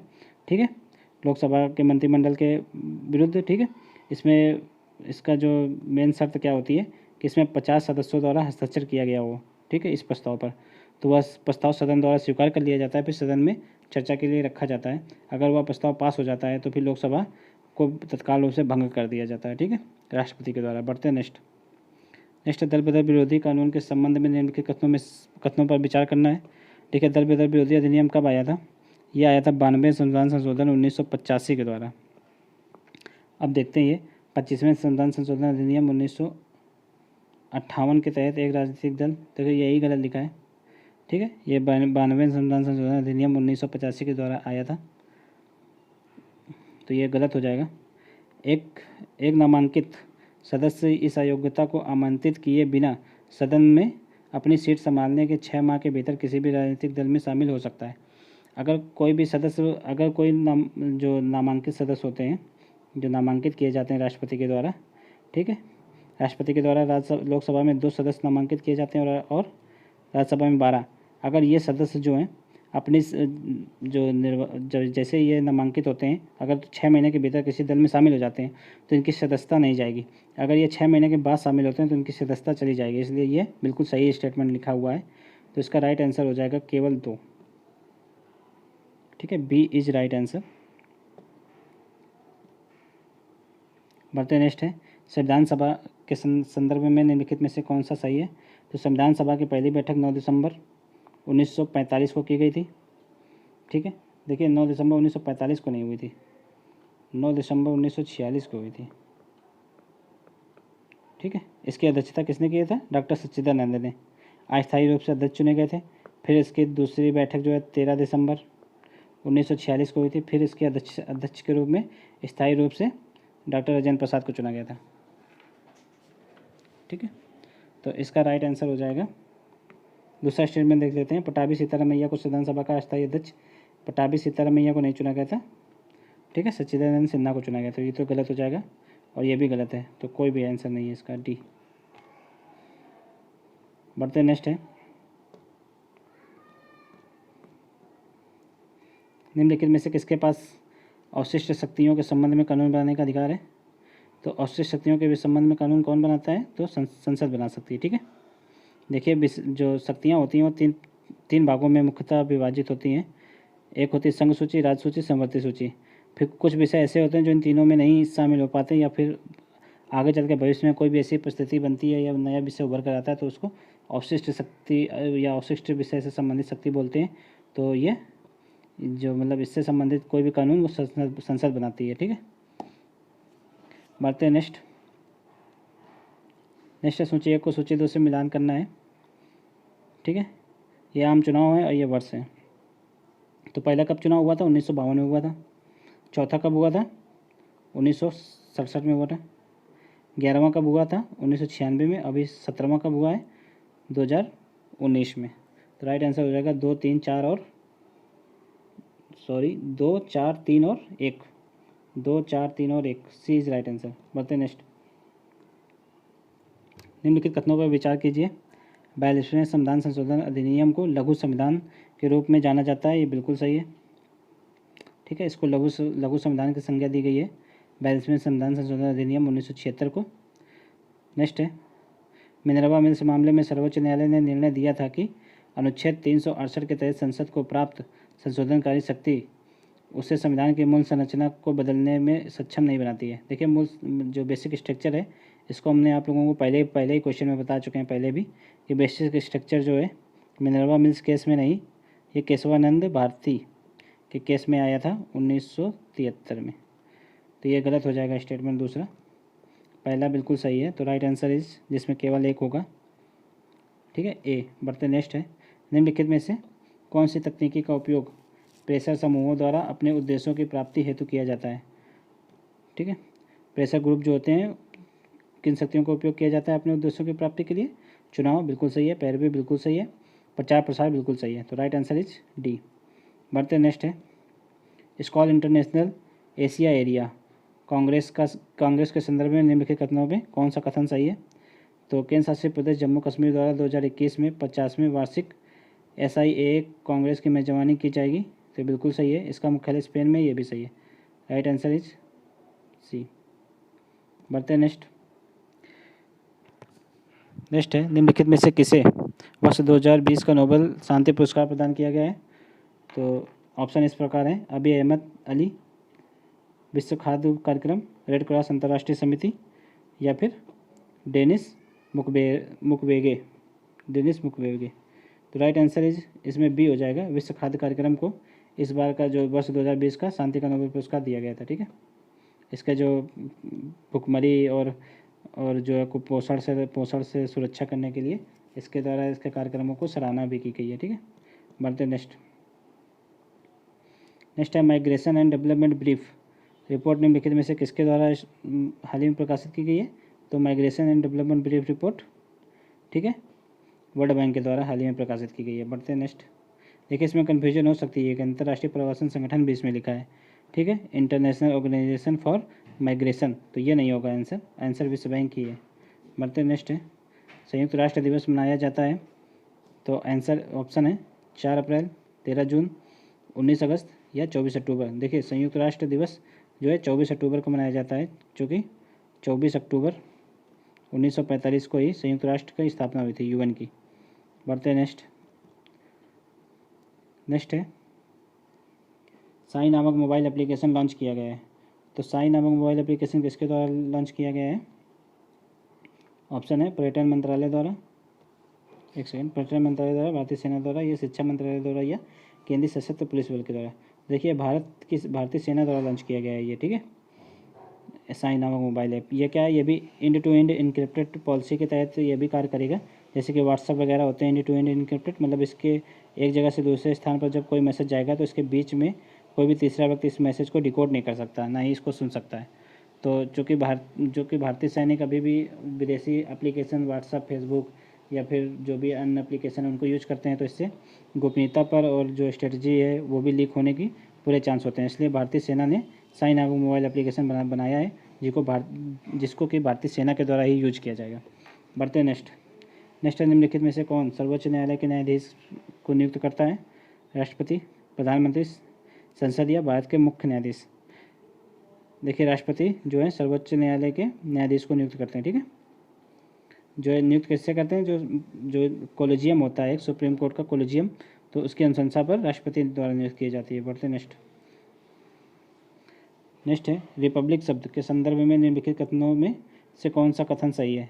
तो रिपब्लिक शब्द के संबंध में देखते हैं, यह इंगित करता है कि भारत का एक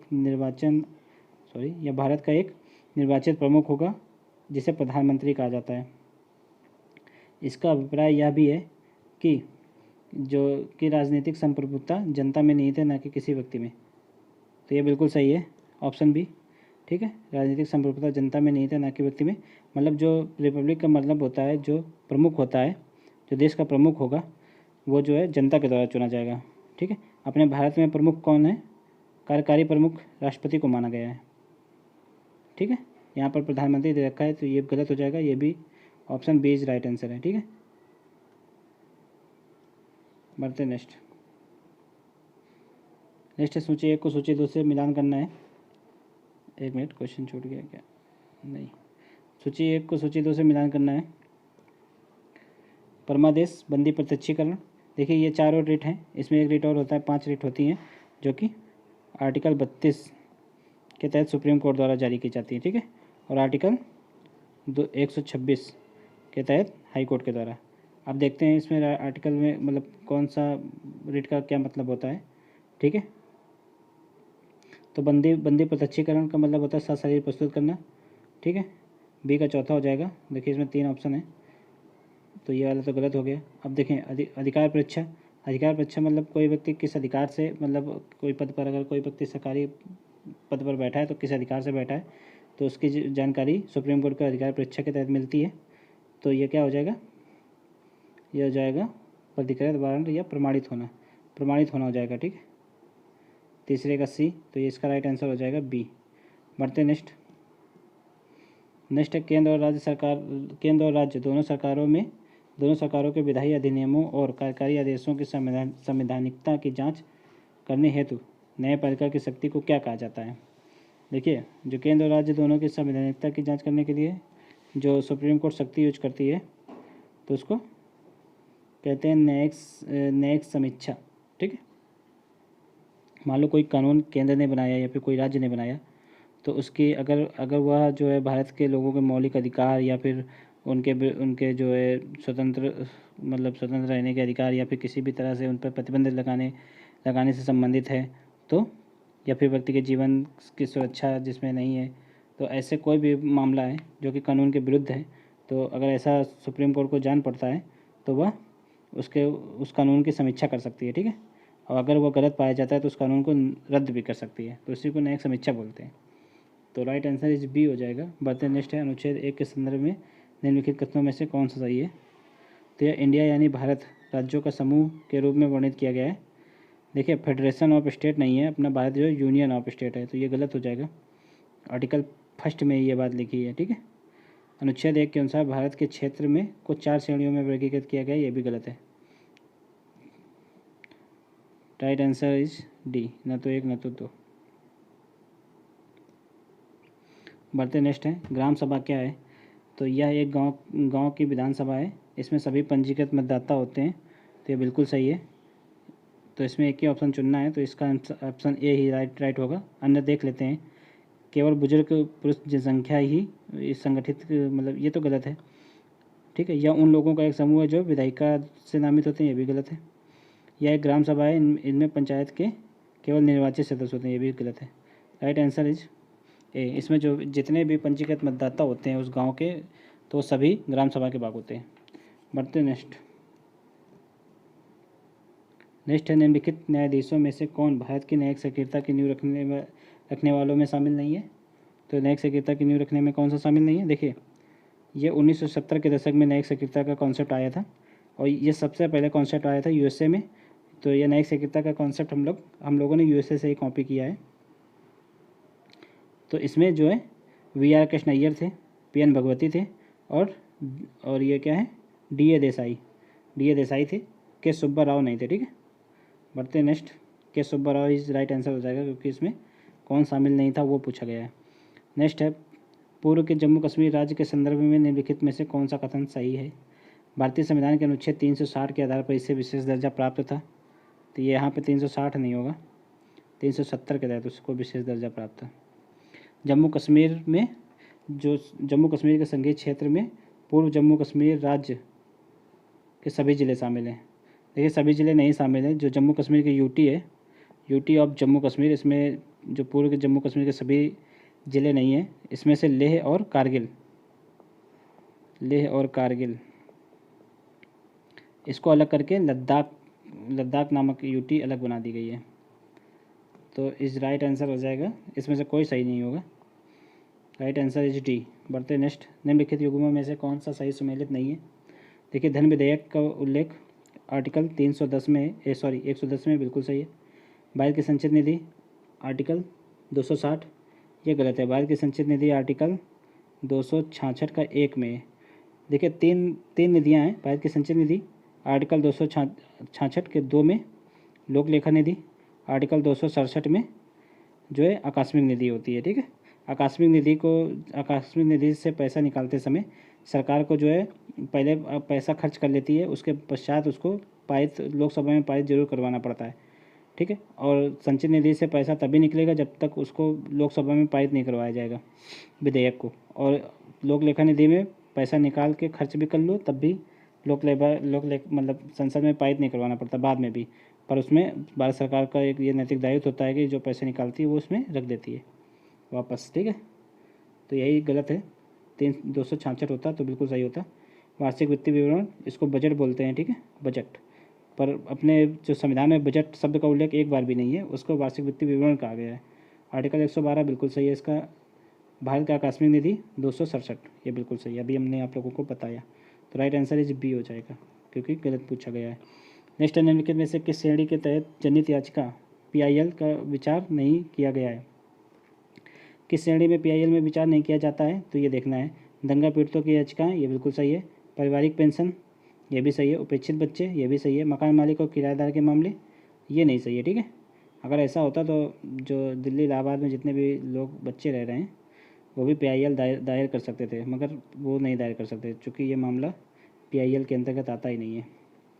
बढ़ते हैं नेक्स्ट।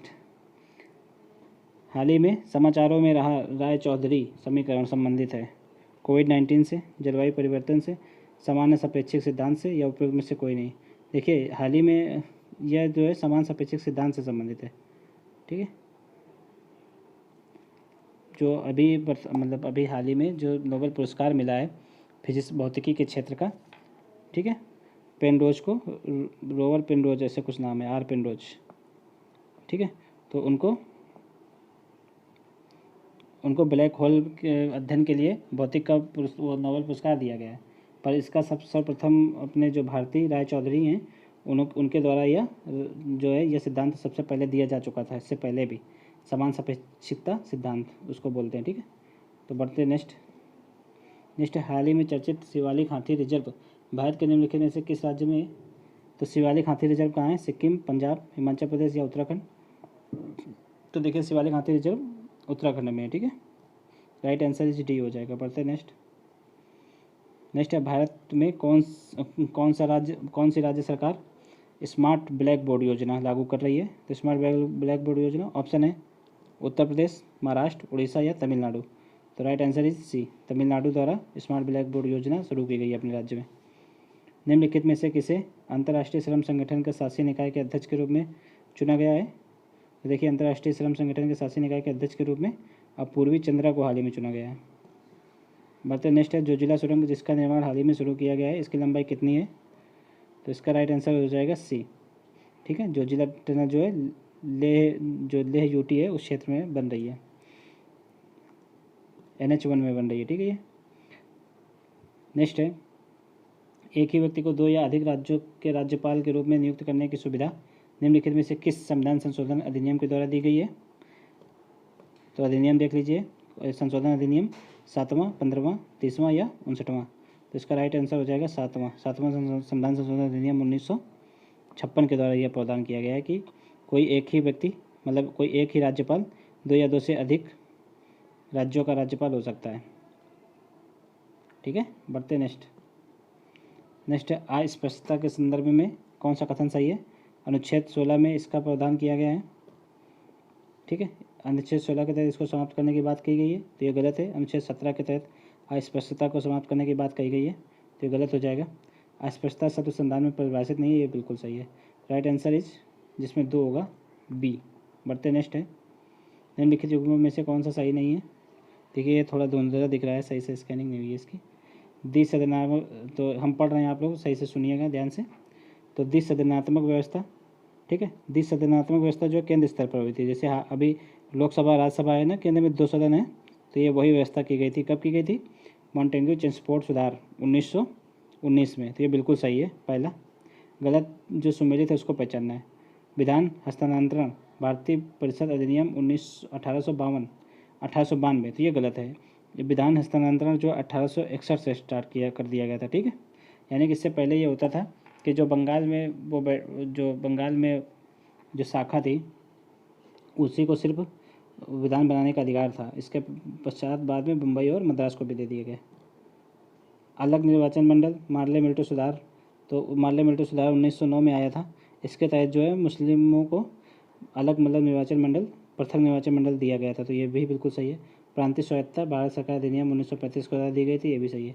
तो इसमें गलत पूछा गया है, कौन मिसमैच है, तो बी इज राइट आंसर हो जाएगा। बढ़ते नेक्स्ट है, एक व्यक्ति जो राज्य विधायिका का सदस्य नहीं है मुख्यमंत्री के रूप में नियुक्त किया जा सकता है। तो 1 महीना, 2 महीना, 3 महीना या 6 महीना। तो अगर कोई व्यक्ति अगर विधायिका का सदस्य नहीं है तो वो कम से कम 6 महीने तक मुख्यमंत्री या फिर कोई भी मंत्री पद ग्रहण कर सकता है। हाल ही में West Bengal is best example है। वेस्ट बंगाल में ममता बनर्जी जो है हार गई हैं, फिर भी वो मुख्यमंत्री बनाई गई हैं, पर अब उनको 6 महीने के अंदर विधानसभा में, अपने विधानसभा में किसी एक सीट से जीत कर आना होगा। बढ़ते हैं नेक्स्ट है, निर्देशक तत्वों के संदर्भ में निम्नलिखित कथनों में कौन सा सही है। यह संवैधानिक निर्देश और विधायिका कार्यपालिका, एक सेकेंड, सॉरी, एक बार क्वेश्चन फिर से पढ़ते हैं। देखिए, निर्देशक तत्वों के संदर्भ में पूछा गया है यहाँ पर, ठीक है। निर्देशक तत्व मतलब नीति निर्देशक तत्वों के बारे में, डीपीएसपी के बारे में आप लोग क्वेश्चन पढ़ते हैं। निर्देशक तत्वों के संदर्भ में निम्नलिखित में से कौन सा कथन सही है। तो यह संवैधानिक निर्देश एवं विधायिका कार्यपालिका और प्रशासनिक मामलों में राज्य के लिए सिफारिशें हैं, तो बिल्कुल सही है। यह मतलब डीपीएसपी जो है राज्य के जब भी कोई नीति बनाती है तो वो डीपीएसपी को देखकर ही बनाती है, ठीक है। उन राज्य के लिए सिफारिशों के रूप में डीपीएसपी है, ठीक है। यह भारत सरकार अधिनियम 1935 में उल्लिखित अनुदेशों के समान है, तो यह भी बिल्कुल सही है, ठीक है। जो 1935 के अधिनियम में अनुदेश हैं उन्हीं के समान डीपीएसपी है, तो राइट आंसर हो जाएगा सी। बढ़ते नेक्स्ट है, निम्नलिखित कथनों पर विचार कीजिए। मास्टर ऑफ द रोस्टर के तात्पर्य मामलों की सुनवाई हेतु पीठों का गठन एवं मुख्य न्यायाधीश का विशेषाधिकार से, सॉरी, देखिए, मास्टर ऑफ द रोस्टर मामले जो है ये पिछले साल चर्चा में था, न्यूज में था, ठीक है। इसमें होता क्या है, जो चीफ जज होते हैं अपने, चीफ जस्टिस ऑफ इंडिया, इनके पास ये अधिकार होता है कि अगर कोई भी मामला है तो वह किस पीठ को भेजना है, या चीफ जस्टिस ऑफ इंडिया का यह अधिकार होता है, तो इसी को मास्टर ऑफ रोस्टर प्रणाली भी बोलते हैं। तो ठीक है, तो ये बिल्कुल सही है आंसर, मतलब स्टेटमेंट पहला सही है। सेकंड स्टेटमेंट है, भारत के मुख्य न्यायाधीश पर महाभियोग केवल संसद के निचले सदन में ही शुरू किया जा सकता है, तो यहाँ पर गलत है। तो निचला सदन नहीं है, मुख्य न्यायाधीश पर महाभियोग संसद के किसी भी सदन में शुरू किया जा सकता है, वो लोकसभा हो या फिर राज्यसभा, ठीक है। महाभियोग किस आर्टिकल में राष्ट्रपति का महाभियोग, सॉरी, यहाँ पे न्यायाधीश का पूछा गया है, ठीक है। तो ये गलत है, ए इज राइट आंसर। बढ़ते नेक्स्ट है, निम्नलिखित युगों में से कौन सा सही सुमेलित नहीं है। नर्मदा जल विवाद न्यायाधिकरण 1969, ये बिल्कुल सही है। देखिए, 1969 में 3 अधिकरण जो है न्यायाधिकरण विकसित किए, मतलब बनाए गए थे। एक नर्मदा नदी से संबंधित था, दूसरा कृष्णा, तीसरा गोदावरी, ठीक है। फिर रावी और व्यास जल विवाद न्यायाधिकरण 1966, ये भी बिल्कुल सही है। वंशधारा जल विवाद न्यायाधिकरण 2005, ये गलत है। महानदी जल विवाद न्यायाधिकरण 2018, तो ये बिल्कुल सही है। तो यहाँ पे राइट आंसर, यहाँ पे रॉन्ग पूछा गया है, तो ये हो जाएगा सी, ठीक है। और जो सबसे बाद में जो जल विवाद न्यायाधिकरण गठित किया गया है वो 2018 वाला महानदी जल विवाद न्यायाधिकरण है। इसके पश्चात अभी तक और कोई न्यायाधिकरण गठित नहीं किए गए, तो राइट आंसर हो जाएगा सी। बढ़ते नेक्स्ट, जनजाति कल्याण मंत्री होने का प्रावधान निम्नलिखित में से किस राज्य के लिए लागू नहीं किया गया है। देखिए, जनजाति कल्याण मंत्री होने का प्रावधान किस राज्य द्वारा लागू नहीं किया गया है, तो देखिए, वो जनजाति का जो विशेष जनजाति कल्याण मंत्री जो है 4 राज्यों में नियुक्त करने का प्रावधान किया गया है। एक है एमपी, दूसरा झारखंड, तीसरा छत्तीसगढ़, चौथा उड़ीसा, ठीक है। लेकिन जो बिहार के संदर्भ में ये बात नहीं है, ठीक है। बिहार पहले था, 1994 तक था, विशेष मतलब कल्याण मंत्री यहाँ नियुक्त किया जाता था। 1994 के पश्चात बिहार से यह प्रावधान हटा दिया गया, ठीक है। देखिए, इनको याद करने का एक आसान सा तरीका है चारों राज्यों के। देखिए, अगर ये भारत का नक्शा आप ध्यान से देखें,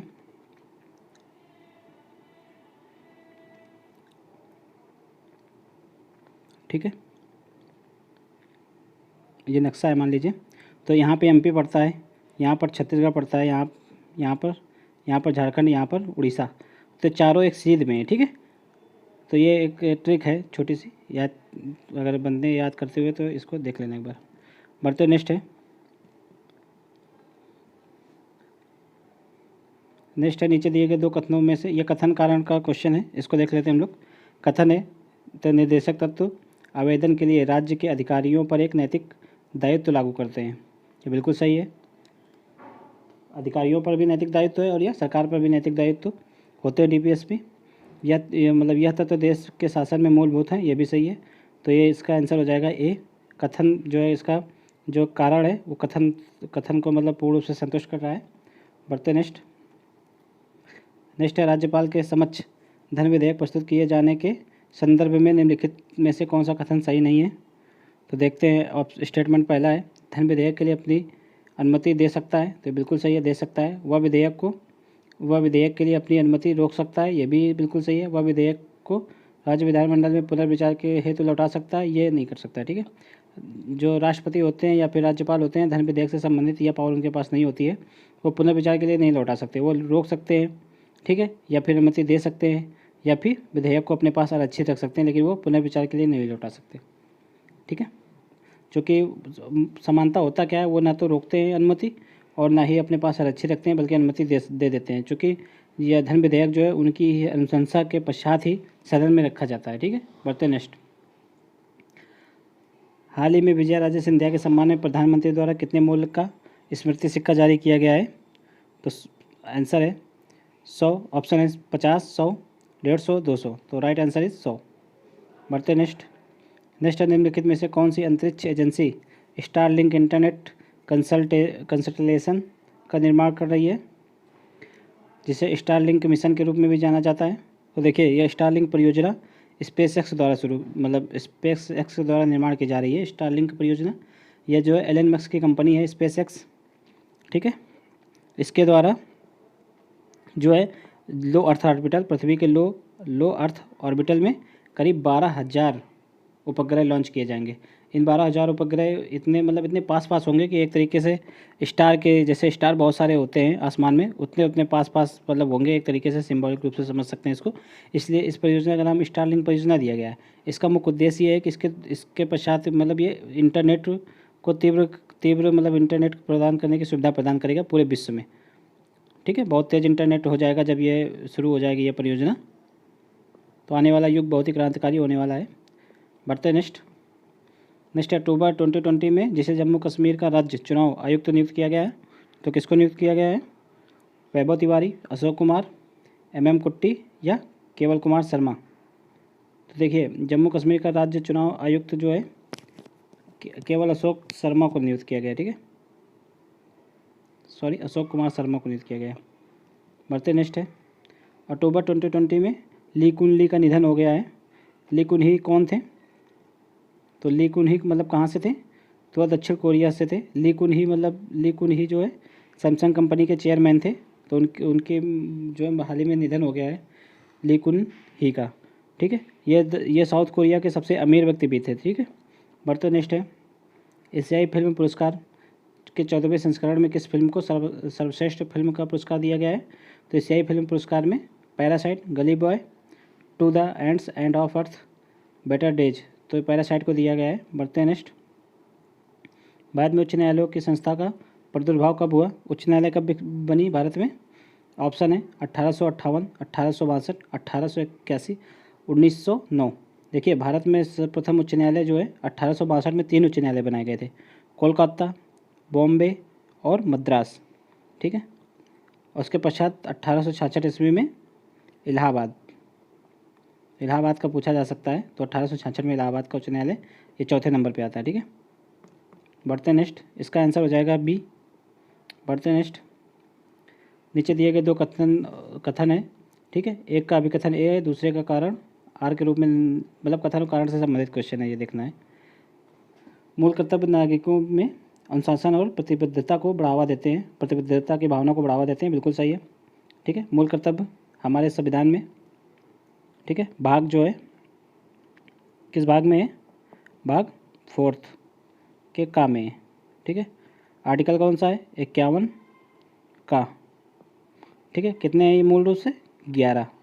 मूल रूप से तो 10 थे, लेकिन एक बाद में जोड़ दिया गया, ठीक है। यह 46वें संविधान संशोधन अधिनियम 2002 के द्वारा, ठीक है, जिसमें 6 से 14 वर्ष तक के बच्चों को निःशुल्क शिक्षा का प्रावधान किया गया था। बढ़ते अब स्टेटमेंट देखते हैं। मूल कर्तव्य नागरिकों के अनुशासन और प्रतिबद्धता की भावना को बढ़ावा देता है, बिल्कुल सही है। संविधान मौलिक कर्तव्यों को कानूनी रूप से लागू करने योग्य बनाता है, तो ये गलत है। कानूनी रूप से लागू नहीं किया जा सकता उनको, अभी फ़िलहाल तो कानूनी रूप से लागू नहीं किया गया है, लेकिन संसद चाहे तो इनको निकट भविष्य में या फिर आगे भविष्य में कानूनी रूप से लागू कर भी सकती है। तो फिलहाल तो स्टेटमेंट तो ये गलत लिखा हुआ है, तो राइट आंसर हो जाएगा ए सही है, परंतु आर गलत है, तो सी इज़ राइट आंसर। बढ़ते हैं नेक्स्ट है, निम्नलिखित युग्मों में से कौन सा सही सुमेलित नहीं है, ठीक है। तो थुंगन समिति, देखिए मूल कर्तव्यों से संबंधित 2 फैक्ट और हम लोग देख लेते हैं यहाँ पर अभी, ठीक है, तुरंत। इसको जो मूल कर्तव्यों को है, ठीक है, सोर्सिंग समिति के अनुशंसा पर शामिल किया गया था और इनको 42वें संविधान संशोधन अधिनियम 1976 के द्वारा शामिल किया गया था। अब बढ़ते हैं नेक्स्ट है, निम्नलिखित युग्मों में से कौन सा सुमेलित नहीं है। थुंगन समिति 1988, थुंगन समिति 1988, ठीक है। LM सिंघवी समिति 1986, GV के राव समिति 1985, अशोक मेहता समिति 1970, तो यही नहीं सुमेलित है। ये जो है अशोक मेहता समिति 1977 में बनी थी, 1977 में। देखिए मुख्यतः इसमें 6 समितियाँ आई हैं, इनको हम एक बार देख लेते हैं। सबसे पहली बलवंत राय मेहता समिति, ये आई थी 1957 में, ठीक है। फिर आए थे अशोक मेहता समिति, ये आई थी 1900, छोटा एक बार लिखते हैं, बलवंत राय मेहता 1957, अशोक मेहता समिति 1977। फिर उसके बाद आई थी ये JV के राव समिति, ये आई थी 1985 में। फिर आई थी ML सिंघवी समिति 1986 में। फिर आई थी थुंगन समिति आई थी 1988 में, और 1988 में ही गाडगिल समिति आई थी, 1988 में ही गाडगिल आई थी, ठीक है। 6 समितियाँ हैं। इन 6 को एक बार देख लीजिए आप लोग, रोज़ से मतलब मुक्ति मिले, रोज़ नहीं देखना है आप लोगों को, एक ही बार में इनको पढ़ के ख़त्म कीजिए। अब एक बार एक फैक्ट और देख लेते हैं कि जो गाडगिल समिति है, इसी के अनुशंसा पर जो संविधान में संशोधन किया गया है, ठीक है, 73वां संविधान संशोधन किया गया है, वो गाडगिल समिति की अनुशंसा पर ही किया गया है 1992 में, ठीक है। बलवंत राय मेहता, इन्होंने त्रिस्तरीय पंचायती चुनाव की अनुशंसा की थी। अशोक मेहता ने द्विस्तरीय चुनाव की अनुशंसा की थी, ठीक है। थुंगन कमेटी ने महिलाओं के आरक्षण की अनुशंसा की थी, थुंगन ने भी की थी और गाडगिल ने भी की थी, ठीक है। अब बढ़ते हैं नेक्स्ट देख लीजिए, संविधान में निम्नलिखित में से किस भाग में अधिकरण का प्रावधान है, ट्रिब्यूनल्स का प्रावधान किस भाग में है। तो देखिए भाग 14 में है, 14 का ए में 2 प्रकार के ट्रिब्यूनल की बात की गई है। एक आर्टिकल 323 ए और आर्टिकल 323 बी, ठीक है। एक सेकंड, इसको थोड़ा सा चेंज कर लेते हैं। देखिए भाग जो 14 के ए में 2 प्रकार के ट्रिब्यूनल्स की बात की गई है। एक है आर्टिकल 323 का ए, दूसरा है आर्टिकल 323 का बी, ठीक है। इसमें प्रशासनिक अधिकरण जो है, प्रशासनिक ट्रिब्यूनल्स की बात की गई है, प्रशासनिक ट्रिब्यूनल्स, और इसमें अन्य मामलों से संबंधित ट्रिब्यूनल्स, ठीक है, अदर्स जितने भी ट्रिब्यूनल्स होते हैं। बढ़ते नेक्स्ट है, नीचे 2 कथन दिए गए हैं, कथन और कारण टाइप क्वेश्चन है। पहले अभी हाँ, तो इसका आंसर क्या हो जाएगा ट्रिब्यूनल्स का, 14 का ए। अब देखते हैं नेक्स्ट है, कथन कारण से संबंधित क्वेश्चन है। कथन पढ़ते हैं कि भारतीय संविधान की प्रक्रिया बहुत कठोर है, गलत है। देखिए भारतीय संविधान की प्रक्रिया, जो संविधान यहाँ संशोधन होना चाहिए, भारतीय संविधान संशोधन की प्रक्रिया कठोर है। देखिए भारतीय संविधान संशोधन की प्रक्रिया ना तो बहुत कठोर है, ना ही बहुत लचीली है। कुछ मायनों में ये कठोर है, कुछ मायनों में ये लचीली है। जैसे कि बहुत सारे ऐसे प्रावधान हैं जो कि साधारण संशोधन के द्वारा ही उनको बदला जा सकता है, जैसे राज्यों का गठन, राज्यों की सीमा परिवर्तन, ठीक है, अगर कभी सीटें बढ़ानी हो, या फिर बहुत सारे प्रावधान हैं हमारे संविधान में। अगर और विशेष बहुमत से जो भी, जैसे कि अगर राज्यसभा में कोई परिवर्तन करना, या फिर कोई विशेष जिसमें राज्यों की व्यापक भूमिका होती है, अगर ऐसा कोई भी संशोधन करना है तो उसमें राज्य, जैसे GST अभी लागू किया गया था, वो भी विशेष बहुमत से पारित किया गया था, ठीक है। चूँकि GST जो है राज्यों को व्यापक इफेक्ट डालता है, तो इसलिए यह ना तो बहुत कठिन है, ना तो बहुत कठोर है, ना ही बहुत सरल है। तो ये वाला स्टेटमेंट गलत हो जाएगा, कथन गलत है। कारण देख लेते हैं। भारतीय संविधान में भी परिस्थितियों एवं आवश्यकताओं के अनुसार उसे संशोधित और व्यवस्थित करने का प्रावधान है। तो बिल्कुल सही है, ठीक है। इसीलिए ये लचीला भी बनाया गया है थोड़ा बहुत, ताकि ऐसा ना हो अगर रिजिड बना दें, ज़्यादा रिजिड बना दें तो वो ऐसा ना हो कि परिस्थितियों के अनुसार उसको संशोधित भी ना किया जा सके। तो इसलिए भी ना तो जब बहुत कठिन बनाया गया है, ना ही बहुत लचीला बनाया गया है। तो इसका हो जाएगा कारण सही है मगर कथन गलत है। तो राइट आंसर डी हो जाएगा इसका। बढ़ते हैं नेक्स्ट निम्नलिखित में से किसमें सीटों के आवंटन के लिए जनप्रतिनिधित्व अधिनियम 1950 लागू किया गया है? लोकसभा, सेकंड स्टेटमेंट राज्यों का विधानसभा, राज्यों की विधान परिषद। तो इसमें तीनों होगा, ठीक है। तो राइट आंसर इज डी। बढ़ते हैं नेक्स्ट है एक राज्य में जिला न्यायाधीशों की नियुक्ति और पदस्थापना और पदोन्नति की जाती है। तो वो जिला न्यायाधीशों की नियुक्ति, पदस्थापना और पदोन्नति किसके द्वारा की जाती है? तो राष्ट्रपति, राज्यपाल, मुख्यमंत्री या उच्च न्यायालय के मुख्य न्यायाधीश। तो यह जो है राज्यपाल के द्वारा की जाती है। बढ़ते नेक्स्ट,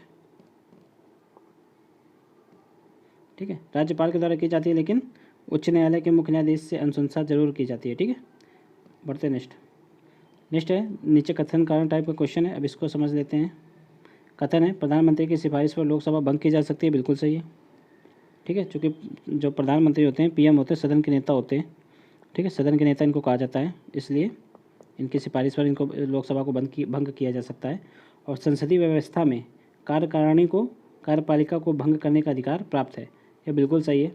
कार्यकारिणी को कार्यपालिका को भंग करने का अधिकार जो है आर्टिकल 75 के तहत प्राप्त है। आर्टिकल 75 में सामूहिक उत्तरदायित्व का सिद्धांत है। इसके तहत अविश्वास प्रस्ताव लाकर इसको भंग किया जा सकता है, ठीक है। बढ़ते नेक्स्ट। तो इसमें क्या हो जाएगा? इसमें जो है ए भी सही है और कारण भी सही है, कथन भी सही, कारण भी सही है और मैचिंग भी है दोनों में। तो इसका राइट आंसर हो जाएगा ए। बढ़ते नेक्स्ट है संविधान के अनुच्छेद 371F में किस राज्य के संबंध में चर्चा की गई है? इसका राइट आंसर हो जाएगा 371F में किस राज्य के संबंध में विशेष प्रावधान है? तो ए इज राइट आंसर सिक्किम। बढ़ते नेक्स्ट। देखिए इसमें 10 राज्यों का प्रावधान है, 371 से लेकर 371 जे तक। तो इन 10 राज्यों को एक बार आप लोग देख लीजिए, ताकि बार बार ऐसे क्वेश्चन आए तो आप लोगों के कभी कोई कन्फ्यूजन ना हो, गलत ना हो, ठीक है। तो इनको भी एक ही बार में पढ़कर ख़त्म कीजिए, क्योंकि ये चीज़ें जल्दी बदलती नहीं है। बढ़ते नेक्स्ट है निम्नलिखित कथनों पर विचार कीजिए। संविधान में प्रधानमंत्री के चयन और नियुक्ति के लिए विशिष्ट प्रक्रिया का उल्लेख है। तो ये गलत है। देखिए प्रधानमंत्री के चयन और नियुक्ति के लिए कोई विशिष्ट प्रक्रिया का संविधान में उल्लेख नहीं है। जो है प्रधानमंत्री भी एक नॉर्मल एमपी की तरह ही होते हैं प्रधानमंत्री भी, पर इनको सदन का नेता चुन लिया जाता है, फिर इनको पीएम पद दे दिया जाता है, ठीक है। बाकी कोई विशेष प्रक्रिया और चयन नहीं है। जब किसी भी पार्टी के पास लोकसभा में स्पष्ट बहुमत नहीं होता है तो राष्ट्रपति अपने व्यक्तिगत विवेक के आधार पर प्रधानमंत्री के चयन और नियुक्ति कर सकता है। तो बिल्कुल सही है। अगर सदन में किसी भी पार्टी का विशेष बहुमत नहीं है तो राष्ट्रपति के पास ये पावर है या विवेकाधिकार है कि वह किसी भी दल के जो राष्ट्रपति समझे कि यह दल सरकार बना सकती है तो उस दल को राष्ट्रपति आमंत्रित करते हैं। तो इसका राइट आंसर हो जाएगा केवल 2। बढ़ते नेक्स्ट है पृथ्वी के पर्यावरण संरक्षण को प्रोत्साहन करने के लिए अर्थशास्त्र पुरस्कार किसके द्वारा लॉन्च किया गया है? तो अर्थशास्त्र पुरस्कार जो है ब्रिटेन के प्रिंस विलियम, इनके द्वारा लॉन्च किया गया है, ताकि पर्यावरण की सुरक्षा, ठीक है, और जलवायु परिवर्तन को ठीक किया जा सके, या फिर उसकी ओर को कुछ कदम बढ़ाए जा सकें, अच्छे कदम। बढ़ते next night of restless spirits पुस्तक किसके द्वारा लिखी गई है? नाइट ऑफ रेस्टलेस स्पिरिट्स पुस्तक। तो देखिए यह 1974 में जो सिख दंगे हुए थे उन पर आधारित है ये पुस्तक, ठीक है। और इसको लिखा किसको किया है? सबरजीत सिंह के द्वारा। बढ़ते नेक्स्ट है हाल ही में निम्नलिखित में से किसे मुख्य सूचना आयुक्त नियुक्त किया गया है? तो मुख्य सूचना आयुक्त जो है हाल ही में यशवर्धन सिन्हा को नियुक्त किया गया है, ठीक है। बढ़ते नेक्स्ट। देखिए मुख्य सूचना आयुक्त का पद भी जो है चीफ इंफॉर्मेशन कमिश्नर का पद भी जो है उसके सूचना का अधिकार अधिनियम 2005 के द्वारा बनाया गया, ठीक है। इसमें पहले अभी तक तो ये होता था कि इनकी जो भी विशेषाधिकार और शक्तियाँ हैं वो जो इलेक्शन कमीशन के बात होती थी, चीफ इलेक्शन कमीशन के बात होती थी। मुख्य सूचना आयुक्त के भी चीफ इलेक्शन कमीशन, मगर अब हाल ही में इसमें संशोधन करके केंद्र सरकार पर पूर्ण रूप से मुख्य सूचना आयुक्त को निर्भर कर दिया गया है। इनके वेतन, भत्ते, पेंशन सब केंद्र सरकार ही नियुक्त किएगी। यहाँ तक कि कार्यकाल को भी केंद्र सरकार के द्वारा ही निर्धारित किया जाएगा। ठीक है, इससे पहले ये 4 वर्ष और 65 वर्ष की आयु तक नियुक्त होते थे, पर अब ये केंद्र सरकार के द्वारा ही इनके कार्यकाल, इनका पेंशन, भत्ते, ठीक है, सारा कुछ केंद्र सरकार के द्वारा निर्धारित किया जाएगा। बढ़ते नेक्स्ट है द बैटल ऑफ बिलोंगिंग। ठीक है, पुस्तक के लेखक कौन है? द बैटल ऑफ बिलोंगिंग पुस्तक के लेखक हाल ही में शशि थारूर की यह पुस्तक है, इसको रिलीज़ किया गया है। ठीक है, नेक्स्ट है हाल ही में विजय लक्ष्मी रामानंद का निधन हो गया। कौन थी? तो देखो, पहली महिला एयर विंग कमांडर थी, ये वायुसेना अधिकारी थी। ठीक है, बढ़ते नेक्स्ट है भारत में कौन सा राज्य पंचायती राज स्थापित करने वाला पहला राज्य बना? देखिए 2 अक्टूबर 1969 में सबसे पहले राजस्थान में मतलब पंचायती राज अधिनियम लागू किया गया था। ठीक है, उसके पश्चात आंध्र प्रदेश में। बढ़ते नेक्स्ट, नीचे 2 कथन दिए गए हैं, एक कथन और कारण को इसमें से चुनना है। ये 69 नहीं है, यहाँ पे 59 होगा। ठीक है, 2 अक्टूबर 1959। नेक्स्ट है भारत में संविधान में संघीय सरकार की व्यवस्था को अपनाया गया है। भारत के संविधान में संघीय सरकार की व्यवस्था को अपनाया गया है, बिल्कुल राइट है। ठीक है, कारण है इसे देश के बृहत आकार और उसकी सामाजिक सांस्कृतिक विविधता के कारण अपनाया गया, ये भी बिल्कुल सही है। ठीक है, चूँकि भारत में इतनी विविधता है, इतनी सामाजिक विविधता और बड़ा आकार है, तो इसके लिए संघीय सरकार की व्यवस्था की गई है ताकि सभी लोगों का प्रतिनिधित्व केंद्र में हो सके। ठीक है, तो राइट आंसर हो जाएगा ए। बढ़ते नेक्स्ट है जब राज्यसभा राज्य सूची के विषयों पर कानून बनाने के लिए संसद को अनुमति देने वाला संकल्प पारित करती है तो, एक मिनट, करती है तो ऐसे संकल्प को राज्यसभा में साधारण बहुमत से समर्थन होना चाहिए। ये गलत है, ये विशेष बहुमत से होना चाहिए। देखिए, राज्यसभा के पास 2 विशेषाधिकार होते हैं, हमने आप लोगों को पहले भी बताया। आर्टिकल 312 अखिल भारतीय सेवा गठित करने के लिए, और ये राज्य सूची पर विषय बनाने के लिए आर्टिकल 249।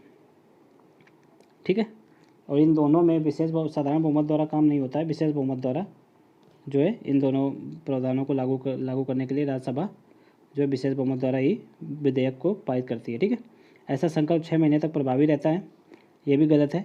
अगर एक बार कानून बन जाता है तो वह एक साल तक प्रभावी रहता है राज्यों में। ठीक है, केंद्र के द्वारा बनाया गया कानून 1 साल तक प्रभावी रहता है। 6 महीने समाप्त होने के बाद जब संकल्प लागू नहीं होता है तो इसे कानून प्रभावी नहीं रहता, ये बिल्कुल सही है। देखिए, अगर 6 साल बाद अगर 1 साल हो गया, इस 1 साल के बाद अगर 6 महीने के भीतर पुनः इसको राज्यों के द्वारा अनुमोदित नहीं किया गया तो ये जो कानून संसद के द्वारा बनाया गया ये निरस्त हो जाएगा। अगर 6 महीने के भीतर फिर से इसको अनुमति दे दी गई तो ये फिर से 1 साल के लिए और बढ़ जाएगा। ऐसे इसको 1 साल बढ़ाया जा सकता है कितने भी साल के लिए। ठीक है, तो इसका राइट आंसर होगा केवल 3। बढ़ते नेक्स्ट है भारत में कितने प्रकार के शहरी स्थानीय शासन है? तो भारत में 8 प्रकार के शहरी स्थानीय शासन है। ठीक है, बढ़ते नेक्स्ट है नीचे 2 कथन दिए गए हैं, कथन को कथन और कारण के रूप में लिखा गया है।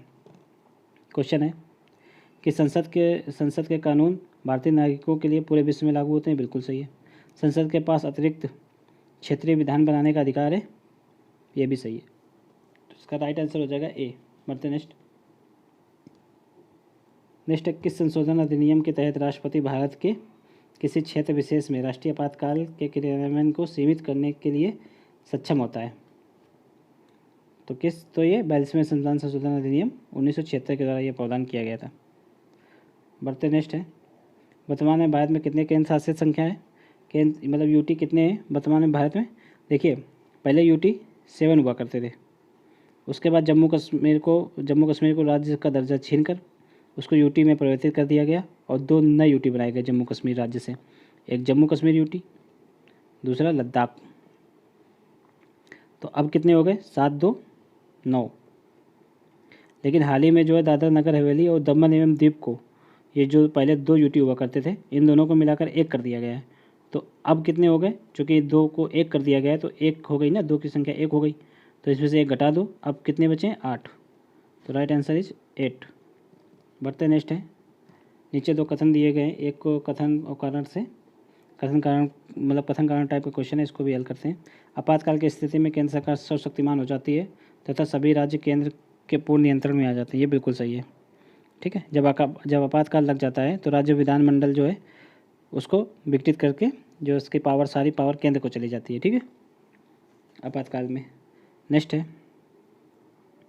आपातकालीन प्रावधान संविधान में जो है औपचारिक संशोधन किए बिना संघीय ढांचे को एकात्मक ढांचे में परिवर्तित कर देता है, ठीक है, ये भी बिल्कुल सही है।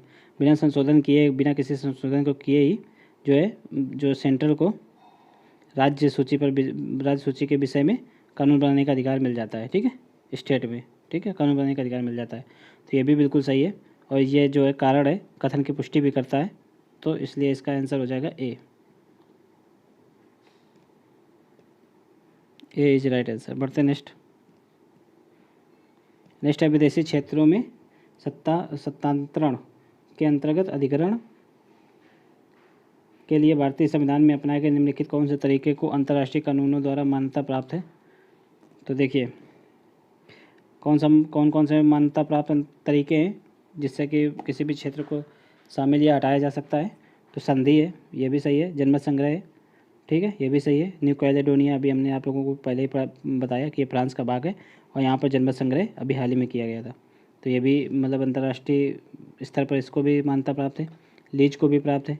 देखिए लीज पर भी बहुत सारे, जैसे चाइना ने जो है श्रीलंका के हम्बनटोटा बंदरगाह को लीज पर ले लिया है, ठीक है, 99 साल के लिए। तो लीज भी मतलब वैध है अंतर्राष्ट्रीय स्तर पर। विजित क्षेत्र, ठीक है, तो ये नहीं वैध है, ठीक है। विजित क्षेत्र जो होते हैं उसको मतलब अगर किसी भी बाई चांस अगर युद्ध हो जाता है तो युद्ध के पश्चात उसके क्षेत्र को लौटा देना होता है, ये जो है अंतर्राष्ट्रीय कानून है, ठीक है। तो ये फोर्थ नहीं है। और खरीद लेना, अगर कोई देश या कोई लैंड, जैसे बहुत सारे द्वीप होते हैं जो दूसरे देश खरीद लेते हैं, तो ये भी सही है। तो इसका जो है राइट आंसर होगा, फोर्थ नहीं होगा, बाकी होगा 1 2 3 और 5, 1 2 3 5, राइट आंसर इज बी। बढ़ते नेक्स्ट और लास्ट क्वेश्चन है, संविधान की कौन सी अनुसूची अनुसूचित क्षेत्रों और अनुसूचित जनजाति के नियंत्रण एवं प्रशासन से संबंधित है। तो ये दूसरी अनुसूची, तीसरी अनुसूची, 5वीं अनुसूची या 9वीं अनुसूची। तो राइट आंसर इज 5वीं अनुसूची। देखिए हम लोगों ने 150 क्वेश्चन पूरे कर लिए। अब आप लोग हमको कमेंट में ज़रूर बताना कि आप लोगों ने 150 में से कितने किए आउट ऑफ 150, ठीक है। और साथ ही साथ आप लोग चैनल को सब्सक्राइब और वीडियो को लाइक ज़रूर कर देना, ठीक है, ये बहुत ज़रूरी है, ठीक है, ताकि आप लोगों को आगे आने वाला वीडियो, ये कल या परसों में जल्दी हम लोग इसका तीसरा पार्ट लेकर आएंगे, ठीक है, और इसकी सबसे पहले आप लोगों को नोटिफिकेशन मिल सके, इसके लिए आप लोग सब्सक्राइब जरूर कर देना चैनल को, ठीक है। चलते हैं, तब तक के लिए जय हिंद।